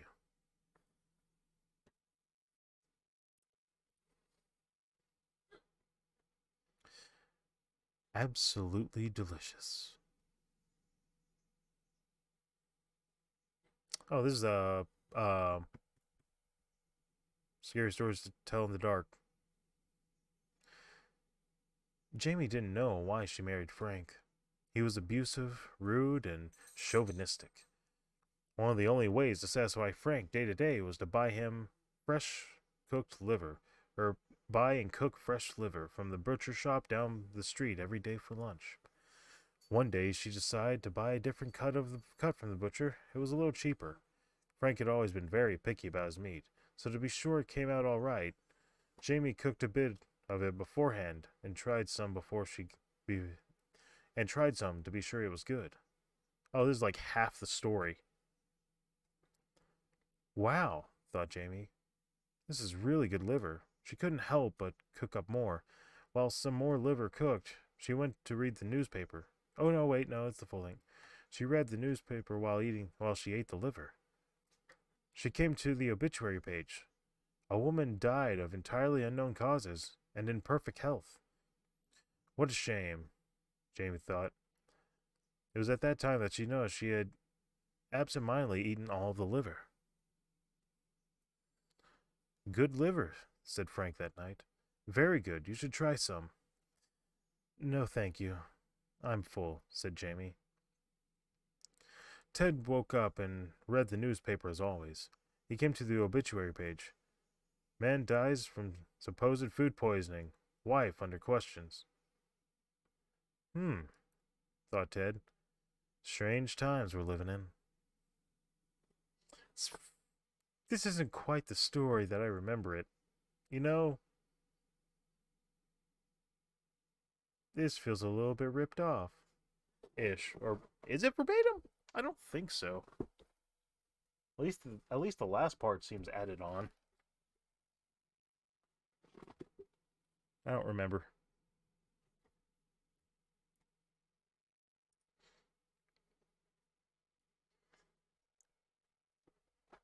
Oh, there's another CreepyPasta.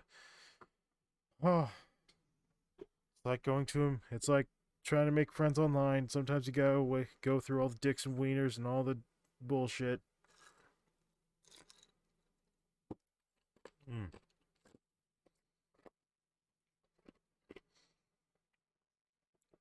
Absolutely bawling. I'm crying. I'm crying so hard, in fact. No, I wasn't crying. I was bawling. Absolutely bawling. I couldn't get any help. It was like I was stuck in a dread, painful horror. I was bawling so hard I thought I was going to explode. I felt on my cheek where a tear dropped. Wait, it wasn't a tear. This was blood. I felt it on my eyes again. Tiny pieces of flesh. I began to lose vision. I heard a crack and the sickening bursting sound as I was held on the ground. The last thing I saw were my very organs laying beside me in a pool of blood and the other bodily fluids. I felt pressure, like I was being run over by a steamroller. In fact, I was. Maybe the workers didn't see me cry out to them. No, stop! There's someone stuck here. Help! My legs stuck under broken bricks and plywood. What the hell, Randy? You didn't hear that poor girl? I'm sorry, Shepard, I didn't. You definitely should have. She was absolutely bawling.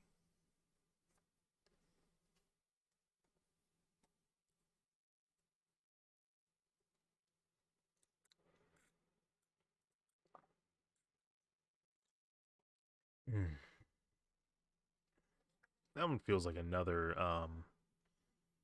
it feels like another one of those scary stories to tell in the dark. Speaking of which, we saw the movie on Netflix.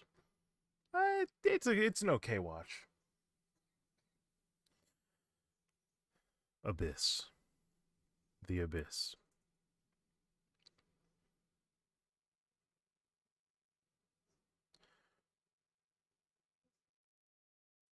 Humble Creek is consumed by the darkness.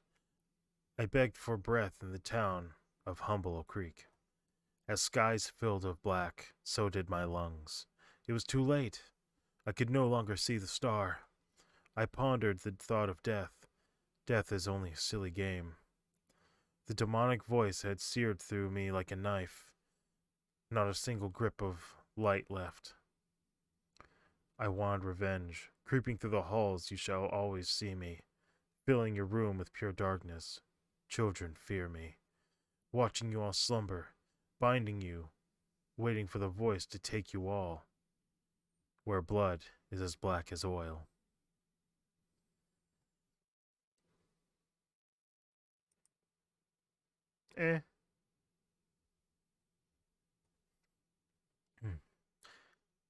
Acid rain. I was walking a long distance from my home down in Long Island, New York. Why? Every night my parents would fight, scream, abuse, and break things. They would blame me for the disaster they caused. They blamed me for 15 years. Not tonight, though. I left what was now a quiet house for a smaller town. I was heading for Morro Bay, California. I started walking out about midnight. My parents stopped screaming and fighting at about 11:45. I didn't know acid was that harmful. Let's just call my little project Acid Rain. None of them knew they were drinking it until it killed them. See, you go insane after a few years of hearing the same screams, thuds, words, shrieks. It gets annoying. It starts eating at the nerves in your brain until you finally snap and go into the psychopathic state of wanting to kill anything that screams or is violent. Now I know what you guys are thinking, but killing is violent. No, it's not.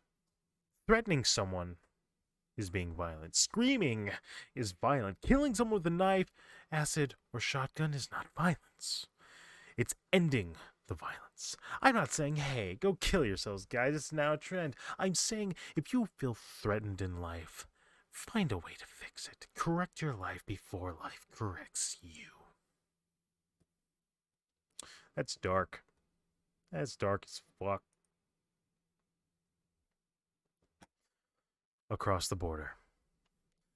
There was a couple from Texas who were planning a weekend trip across the Mexican border for a shopping spree. At the last minute, their babysitter canceled, so they had to bring along their 2-year-old son with them. They had been across the border for an hour when the baby got free and ran around the corner.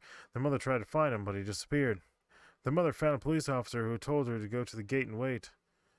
Not really understanding the instructions, she did as she was told. About 45 minutes later, the man approached the border, carrying the boy. The mother ran to him, grateful that he had been found. When the man realized it was the boy's mother, he dropped him and ran. The police were waiting for him. The boy was dead, and in less than 45 minutes he was missing. He was cut open, all of his organs removed, and was stuffed with cocaine. The man was going to carry him across the border as if he were asleep.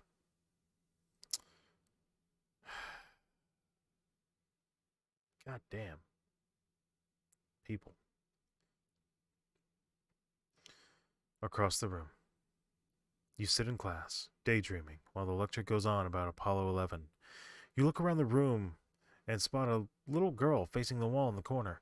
You blink softly and watch her, not making a move beside watching the wall. Who are you looking at? You hear your best friend whisper next to you, eyebrows raised.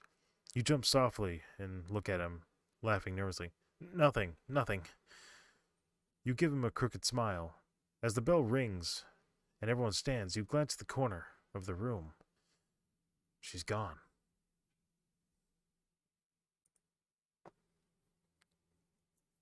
All right.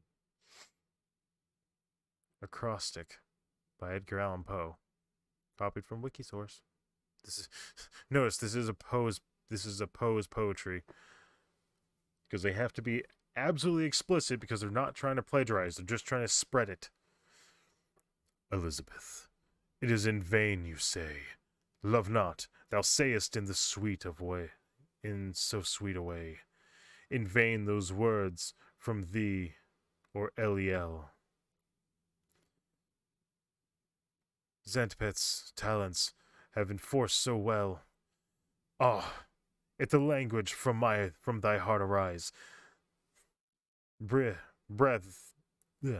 it less gently forth, and veil thine eyes. Endymion, recollect, when Luna tried to cure his love, was cure of all beside. His folly, pride, and passion, for he died.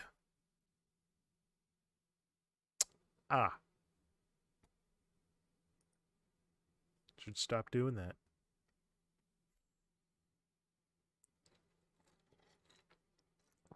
Oh, hold on. Okay. Okay, so this also has a hyperlink we could go to that I'm not going to go to for reasons.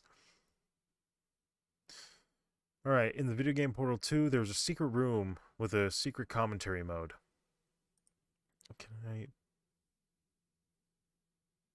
I close in on the... I can't read those. One of the images.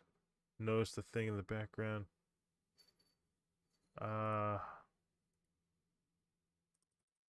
Wait, can I just... Alright, how about I just open this one? Adam Foster. Alright, I'll do it like that. View. Zoom.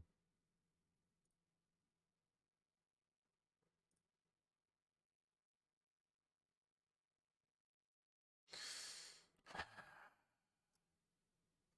can't just... Wait, can I do control zoom? Yes, yes. Let's see if I can try and make out what's going on. Not really. Damn it. Okay.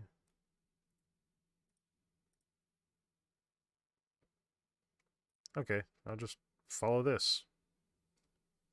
See if I get...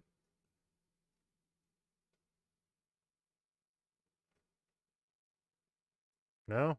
Is it not there anymore?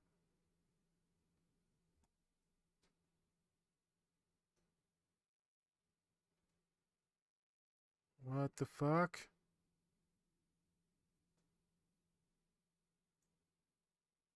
Okay, so where is it? Oops, no longer available. But now that you're here, it's fucking... it's gone. I can't read that. Ugh. Oh well. It be gone. My apologies. Ah, I hate that. I hate that so much. Fuck. Alright. Admin.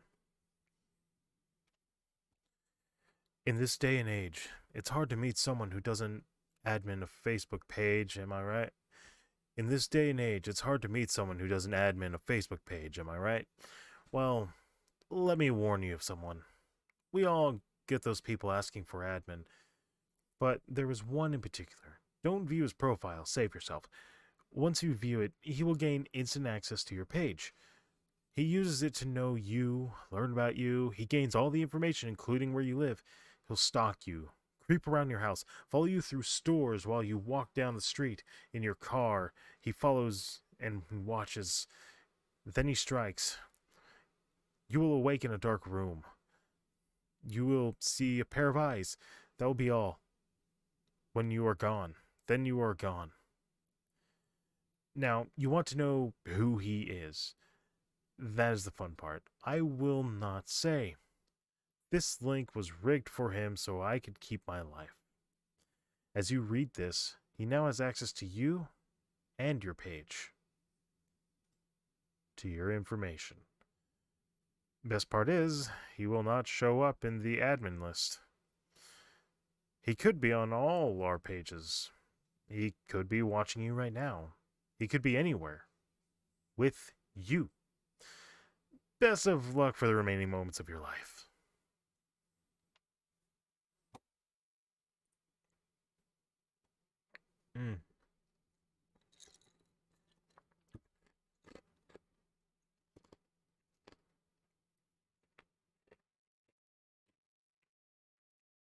Alright. Administrator. Made by an unknown author. In Columbia, South Carolina, there's an abandoned insane asylum on the corner of Bull and Elmwood. Should you enter it and travel up through its windy stairs to the second floor, you will find a large treatment area. There is a table opposite the entrance of the room which is piled high with hundreds of razor blades. Many people have reported a strange urge to take one of these rusted blades and cut a small X into the center of their forehead, in a location corresponding with the pineal gland. Few ever give in to this urge. Those who push aside their fears of tinnitus or other infections would have reported sudden blinding headache and a whiting out of vision. Blinding headache. When they regain some sight, all they claim to have witnessed when they regain some sight, they all claim to have witnessed black humanoid silhouettes upon further investigation of the asylum. These shadowy people have never been known to interact with these people, generally just emitting an etheric muttering from unformed lips as if whispering to themselves. Others seem content on simply huddling their dark masses in the corners of the hallways and cells. Select people, however, have reported encountering a shadow entity they usually call the Administrator. That being said, to be sitting inside an administrative officer. This being said to be sitting inside the administrative officer, made of dark shifting energies akin to the other shadow inhabitants, but with few consistent discernible features. These include a dark hood obscuring much of its face, and glowing eyes that seem to reflect the light of the room. Strangest of all, the administrator is always said to have possessed what appears to be akin to a canine muzzle with rows of sharp teeth. All who have encountered him have fled instantly, fearing the sharp, unmistakable malignancy and intelligence housed within his dark eyes.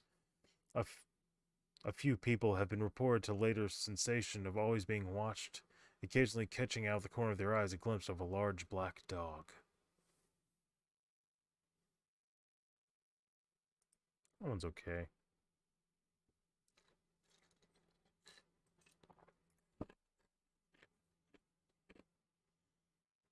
The Advent of Shadows.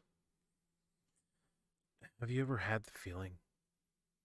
A presence that makes you turn around from the discomfort. I wouldn't brush this feeling off. There was someone watching you. It slinks beneath you, mimicking your every move. Day by day, as it repeats your daily rituals in perfect harmony, it awaits for its time. When the last ray light falls dim, it will slowly creep in. It will cover you and all you see and leave nothing in sight until it takes the brightest of lights. It's just talking about it getting dark. And that your shadow is always, yeah. Personifying.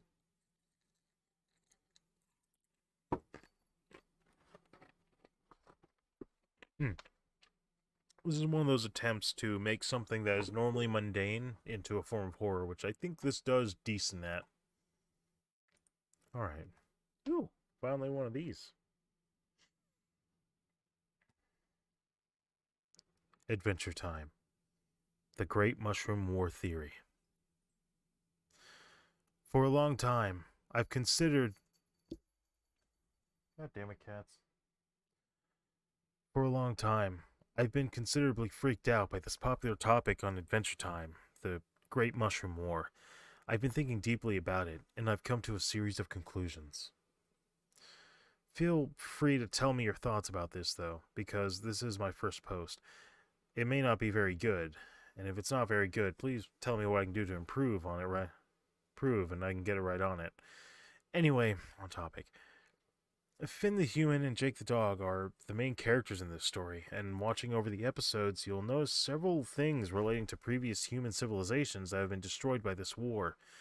This might come as a surprise to people who have not researched it, but the entire story of Adventure Time takes place after a nuclear war, in which it seems almost everything was destroyed. The reason why Finn survived remains unclear. There was a post on the Adventure Time wiki telling about this. It gives further proof on these theories. Now that you know about this, in case you didn't know, it's time for my personal theories. The Great Mushroom War is believed to have been a nuclear war that had devastating effects, as in it took an entire chunk out of the Earth, as it would seem.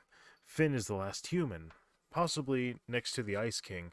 There is no proof that the Ice King is still human, though. The episode The Silent King shows how the Ice King became what he is, and due to his supernatural powers, he is able to survive the war.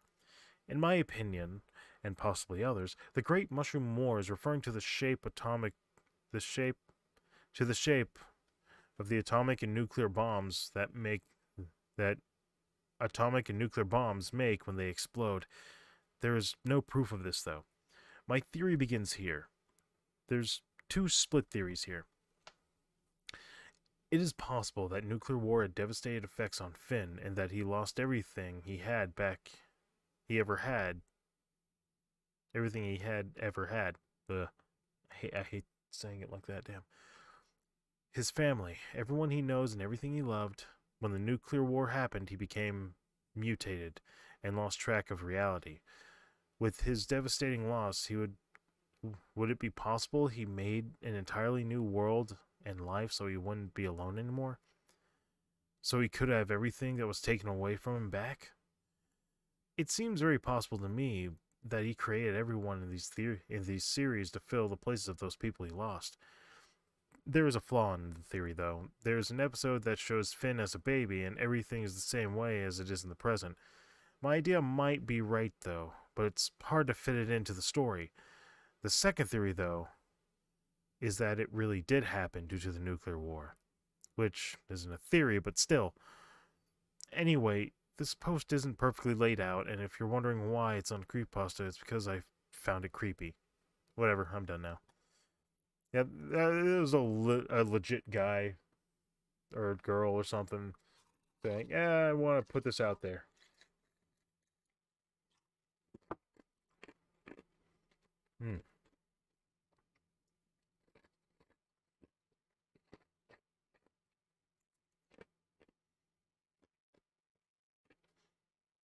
All right. Affront to God. The blister of cold swept through the home on this Friday evening. As I hear the door slam, I look up from the piano. It's only 10. I say out loud to myself, David? David, where are you? I hear my master bark. His voice already liquored up from the night on the town with another one of his girls, as he calls them. David? David, oh. He states as he turns into the living room. I'm sitting on my Stenway, fingering the ivory as he brings in his tracks of dirt and ice on the clean redwood floors. How dare she, David? He looked down, his crooked nose bent upward, sneering at the world as if it owed him more than he had stolen from it already. How dare she? He storms over and nearly pushes me off my seat at the piano as he sits himself next to me. He began to plink at my piano's ivory, leaving cold on them as he drips into my seat. Do what, sir? He turned to me, anger in his green eyes as if I should know his mind right away. How dare she insult my image of God? He got up, throwing more snow onto the piano. I gave him a cold stare as his back was turned. She thought she could insult me. Alan Scott. I saved her wretched company, and this is the thanks I get? He stumbled over the little end table and began to remove his boisterous overcoat, a gaudy dark green pea coat that I bought him in January of the last year. Or rather, he told me to buy him from my own account. He pays me so well I cannot argue. The night was a disaster. I bring her to Lagrange, and we have a seafood dinner inside. They said the patio was closed in the winter. I mean, what idiot closes the patio ever? I rented the whole restaurant just so we could be served immediately, and it still takes them an hour to make our food. Then, that's when it happens. I notice her little changes. She eats with her right hand, but drinks with it as well. She only talks in fragments, no coherent thought between them. Then she has the audacity to request a kiss from me. I used to think she was the image of God, her pale skin, her red lips, her yellow eyes. But no. She has the speak of a commoner. No upper class to her. What is the point of a God that is flawed? What God is there then? Is God not to be perfect? Well, David, well? I sat at my piano, trying to keep a look of interest on my face. He does this almost every week. Very true, sir. Very true. He began to walk up the stairs to the attic. Go fetch her from the car.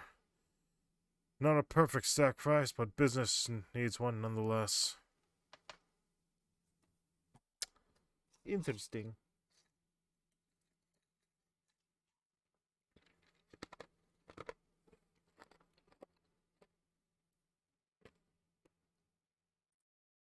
Here we go. I think this one's a good one. I don't remember. Afraid of the dark. I've never been afraid of the dark. Even as a small child, I didn't have a problem with going into the shadowy room to turn the lights on or getting up in the middle of the night to go to the bathroom. My imagination never got away from me. I could always come up with ways to explain the shadows in the corner. One night, a stormy one if you'll excuse the cliche, I was lying in bed with my wife. She was sound asleep, a natural deep sleeper. I was not so fortunate, and lay wide awake as thunder and lightning crash outside the window. I had a sudden urge to use the bathroom, and careful not to make too much noise, I slipped out of bed. In our house, we have a long hallway off of which the three bedrooms and bathroom are located. Our room is at the far end of the hall. The bathroom is at the other. I walked quietly to the bedroom, careful to avoid the squeaky floorboards. The lightning caused weird shapes and figures to appear along the walls and floor, and though I was not afraid, my bodily needs hurried my footsteps. I reached the bathroom. For a second I stood at the threshold, my eyes fixed on the shower, its insides masked by a long curtain. What could it be hiding from me? What serial killer or abomination listened intently to my every movement, my every breath, waiting to reveal itself and drag me down, tear me apart? I sighed. My judgment must have been beginning to cloud my ripe old age of 33. I flipped on the light, ignoring the slight tremor in my hand. I relieved myself and washed my hands, the fear ebbing away. I took a calming breath and turned to leave. As I flipped the lights off, I glanced behind my shoulder. A long shadowy limb snaked out from behind the curtain towards me.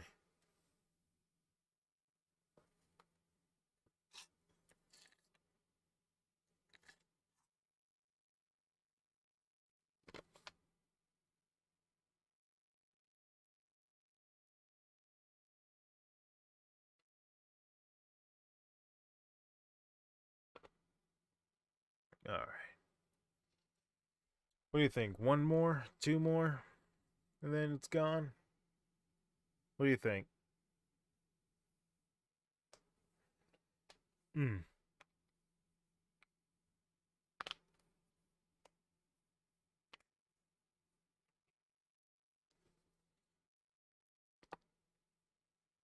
Mm.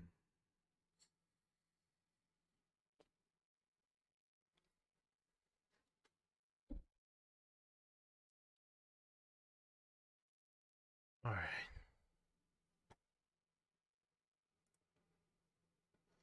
The afterlife. A few years ago, my friend and I were driving down the highway to go see a friend in college when a drunk driver hit us. The drunk driver lost control and drove into the median while our car spun out and flipped over the railing over the embankment in the side of the highway. I only suffered a few scrapes and bruises, but my friend was severely hurt and unconscious. 30 minutes later, my friend regained consciousness and we were assisted out of our car. I was tended to as necessary at the hospital. While waiting for the okay from the doctor in the waiting room, a nurse approached me and asked me very timidly, "Are you Eric Rose?" I said, "Yes." The nurse replied, "Your friend has passed away. Would you like to come see him?" I tried to talk past the lump in my throat, but I couldn't, so I just nodded. I followed her down the hall and to the room my friend was. Mm. Though he had suffered extreme lacerations to his head and chest that would have been extremely painful, the look about his face was calm and peaceful, as if he easily fell into death's arms and entered the afterlife. His funeral was the saddest thing I've been to, but I got through it. Today was the 50th anniversary of his death, so I paid a visit to his grave as usual. People had already been there because there were pictures and flowers, but I noticed something different about the grave itself. I looked closer at the engraving and read the name. Not something I had done before for some reason. It read Eric Rose, 1940 to 1972, forever in our thoughts.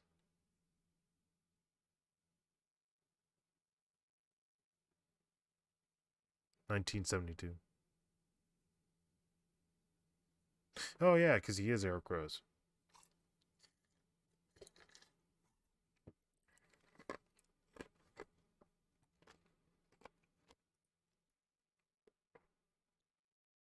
The Afterland. Have you ever wondered what happens when you die? Well, I'm here to answer a few questions for you. In this page, you will find the truth about the afterlife.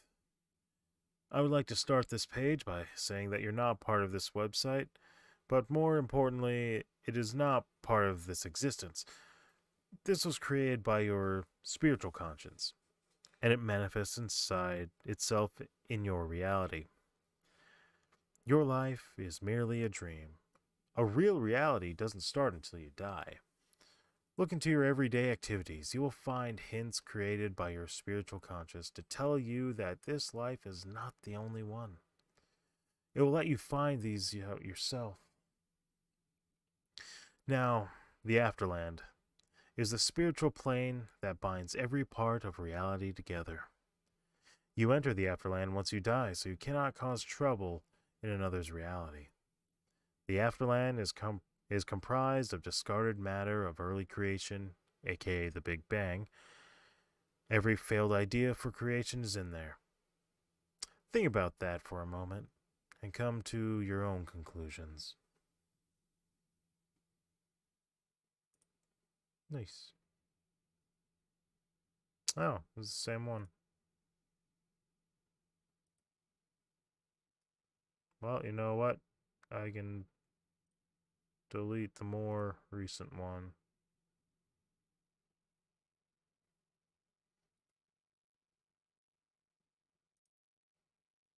There you go. I don't know why that one's there. Okay. After school detention. I remember my first detention very well.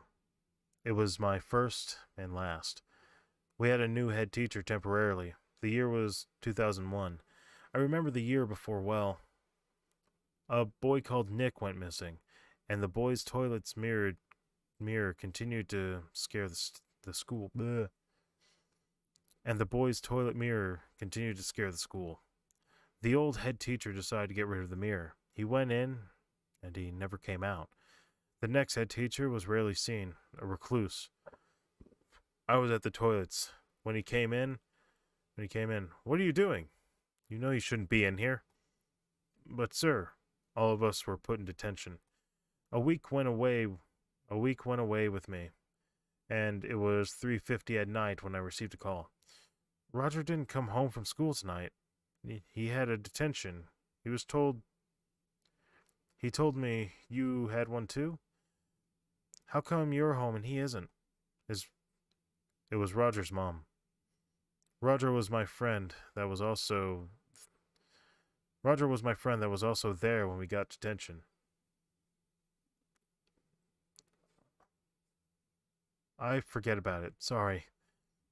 It was weird. Roger hadn't come home, but we hadn't got in Roger hadn't come home, but we hadn't gotten after school detention. I never saw the head teacher again. Ever.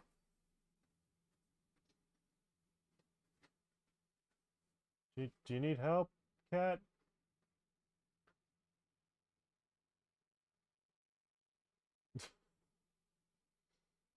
Oh.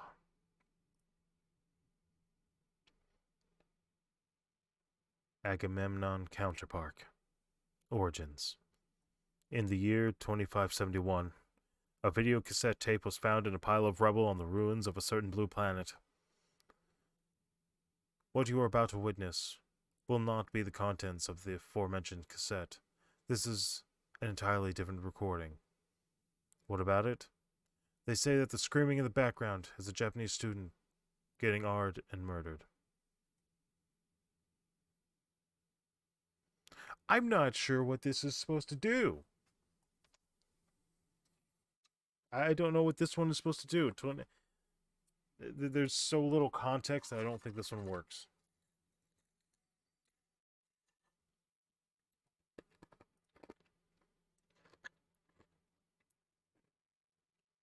Alright.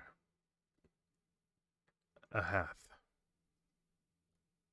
The diseases of the world have come about a hath, Josh's father said. Your mother has caught it.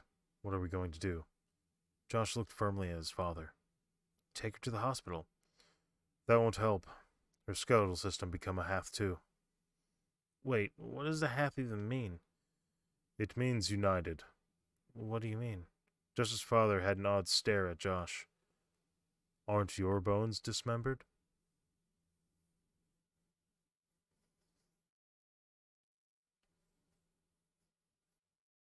I feel like the nomenclature doesn't work. Myself.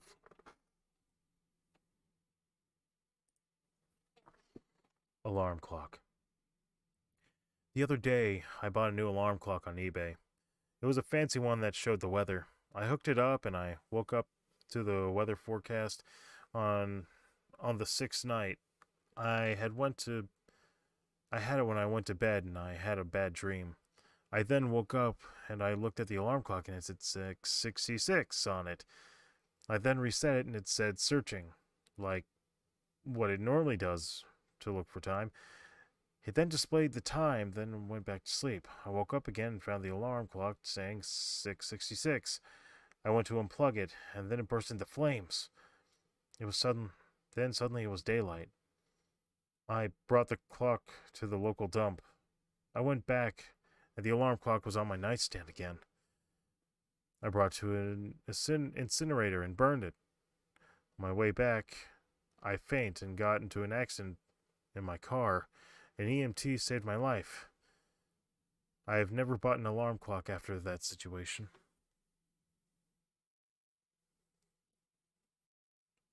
This fucking clock.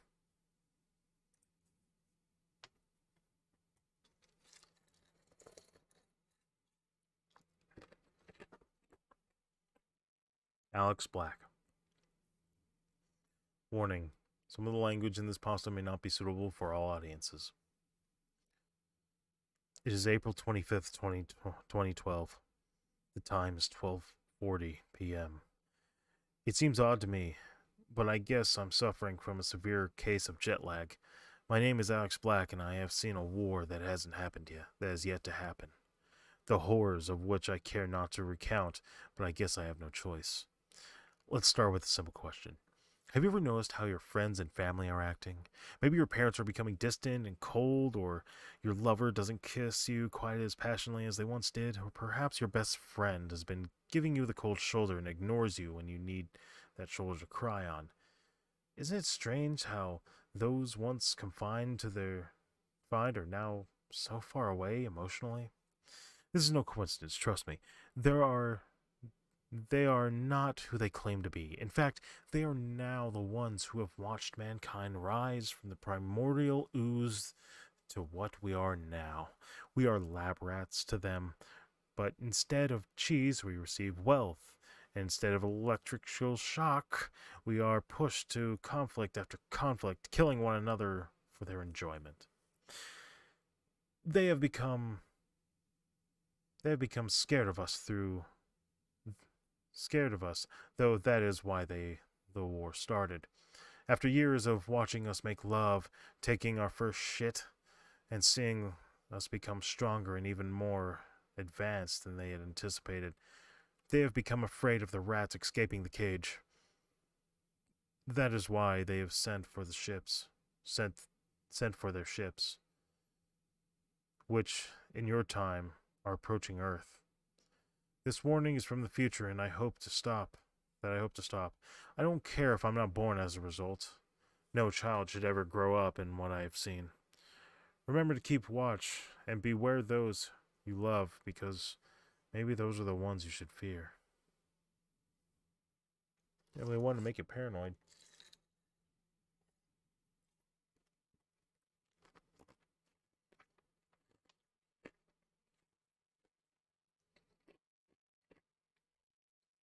All right, Alex. About 5 or 6 years ago, there was a man named Alex. His last name is unknown, along with many other details about him. In late March, he met his wife. Her name unknown as well, and they seemed like a perfect couple. They got married in April, and it seemed like they were going to be together forever. But it was not what it seemed. You see, Alex was quite bad with money, and his wife had a heroin addiction.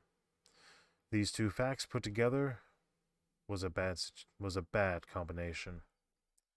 Alex was a lawyer and needed to travel a lot. While he was gone, his wife would take money from their shared bank account and use the money to buy heroin. Seeing as Alex was bad with money, he he would spend his hard-earned cash fruitlessly, he couldn't afford a good car, along with a good television set or anything for that matter. He also had suspicions of his wife's ex, but she assured him that the deducted money he saw was just an error of the bank, and no money was actually taken out.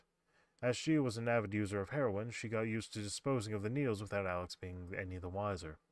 Sadly, on an unfortunate day in mid-December, Alex's wife died in the crossfire of a gunfight while making a buy from her dealer while Alex was on a business trip. Alex only learned of his wife's fate when he got off the plane and started driving home. At about 11 p.m., Alex was unimaginably traumatized. Not only was he filled with uncomfortable grief, on the way home, his car broke down along the dark, lonely road. He was too far from home to walk, and his only hope was to try and hitchhike home. He thought he was going to be stuck out here for the night because, even though he was on a shorter way back to civilization from the airport, no one took this road due to the dangerous twisting turns. But fate was on his side, for he saw a car coming from behind him. He stuck out his thumb, and the car stopped about 10 feet in front of him. He ran to the passenger side door and opened to get in.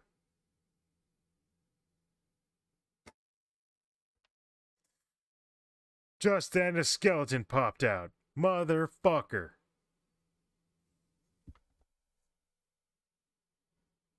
I didn't see that. Why? God damn it. It was okay until then. I feel like you use that to say, hey, I'm still working on this at this point. Mm. God damn it.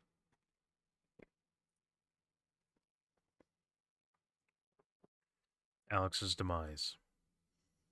Local news report from Channel 12, Ohio News. Local boy of 13 years, Alex Tillman, found from Sotello, Ohio, found with parents murdered, stab wound in his stomach and arm. Only survivor sentenced to Ohio State Psychiatric Ward for life. This was found with the bodies. My name is Alex Tillman. If you are reading this, I'm dead. I have been stuck in this dreaded psych ward for 2 months. I haven't slept at all. This is currently being written on a piece of paper and pencil the nice nurse Lily gave me. I'm writing this to tell my story. It began with a crash from downstairs, followed by screaming from my parents' room. Then suddenly it all stopped, and I could hear my heart pounding in my chest. I was so afraid. All of a sudden, out of the corner of my eye, I see something in the window. But when I looked, it disappeared. Suddenly, I saw this person with the weirdest face I have ever seen. Those terrible eyes. I will never forgive them. They're implanted into my eyes like he was staring into my soul. The last thing I remember was hearing, "Go to sleep." Today, Lily came and gave me some pills that are supposed to help me get better. That's what she said, anyway. And she was crying. I couldn't figure out why. Ever since that dreaded night, I haven't slept at all. I'm afraid to sleep. So, the go to sleep implies Jeff the Killer, right? But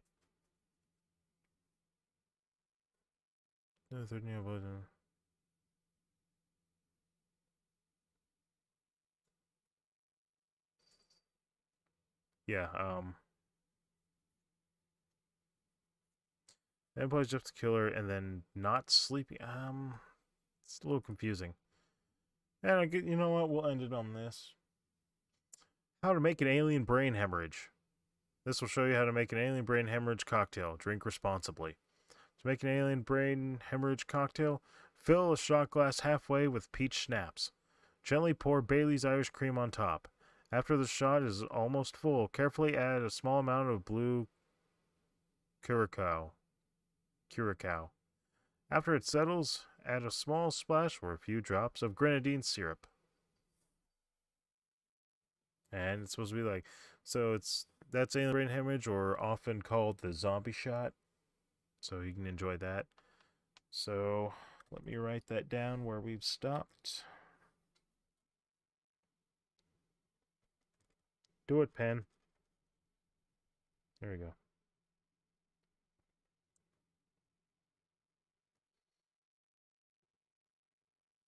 God damn it. Do what I say, pen. I will kill you.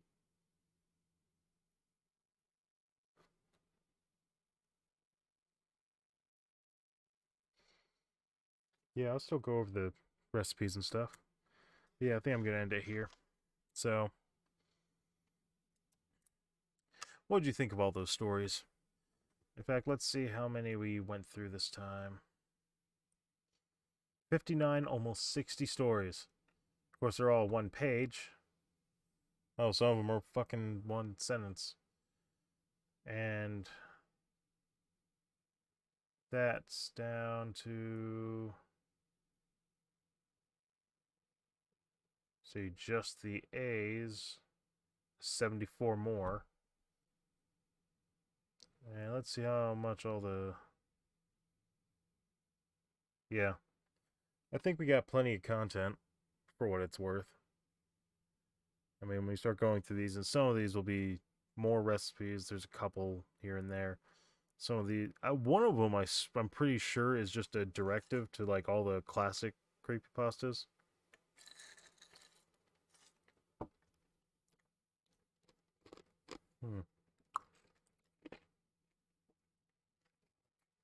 Oh god, the horror series.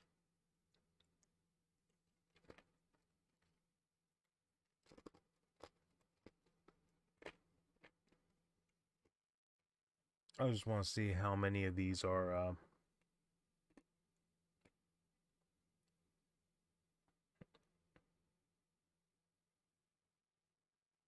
we'll see how many of these are single page and all that we have left.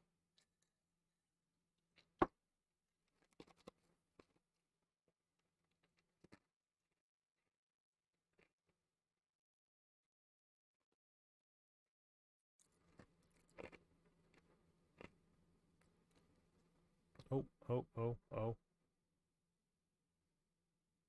Right there. 2,145 single page. All right. Yeah, I'd say that'd be all. I will keep that in mind. All right. So, thank you all for watching. Feel free to like, comment, share, and subscribe if you want to be my buddy. Feel free to go to my Discord and suggest other CreepyPasta in particular that you want me to read. Feel free to check out any links down below for my Discord, Twitter, Facebook, social media, Patreon. And always remember, you have potential. Bye.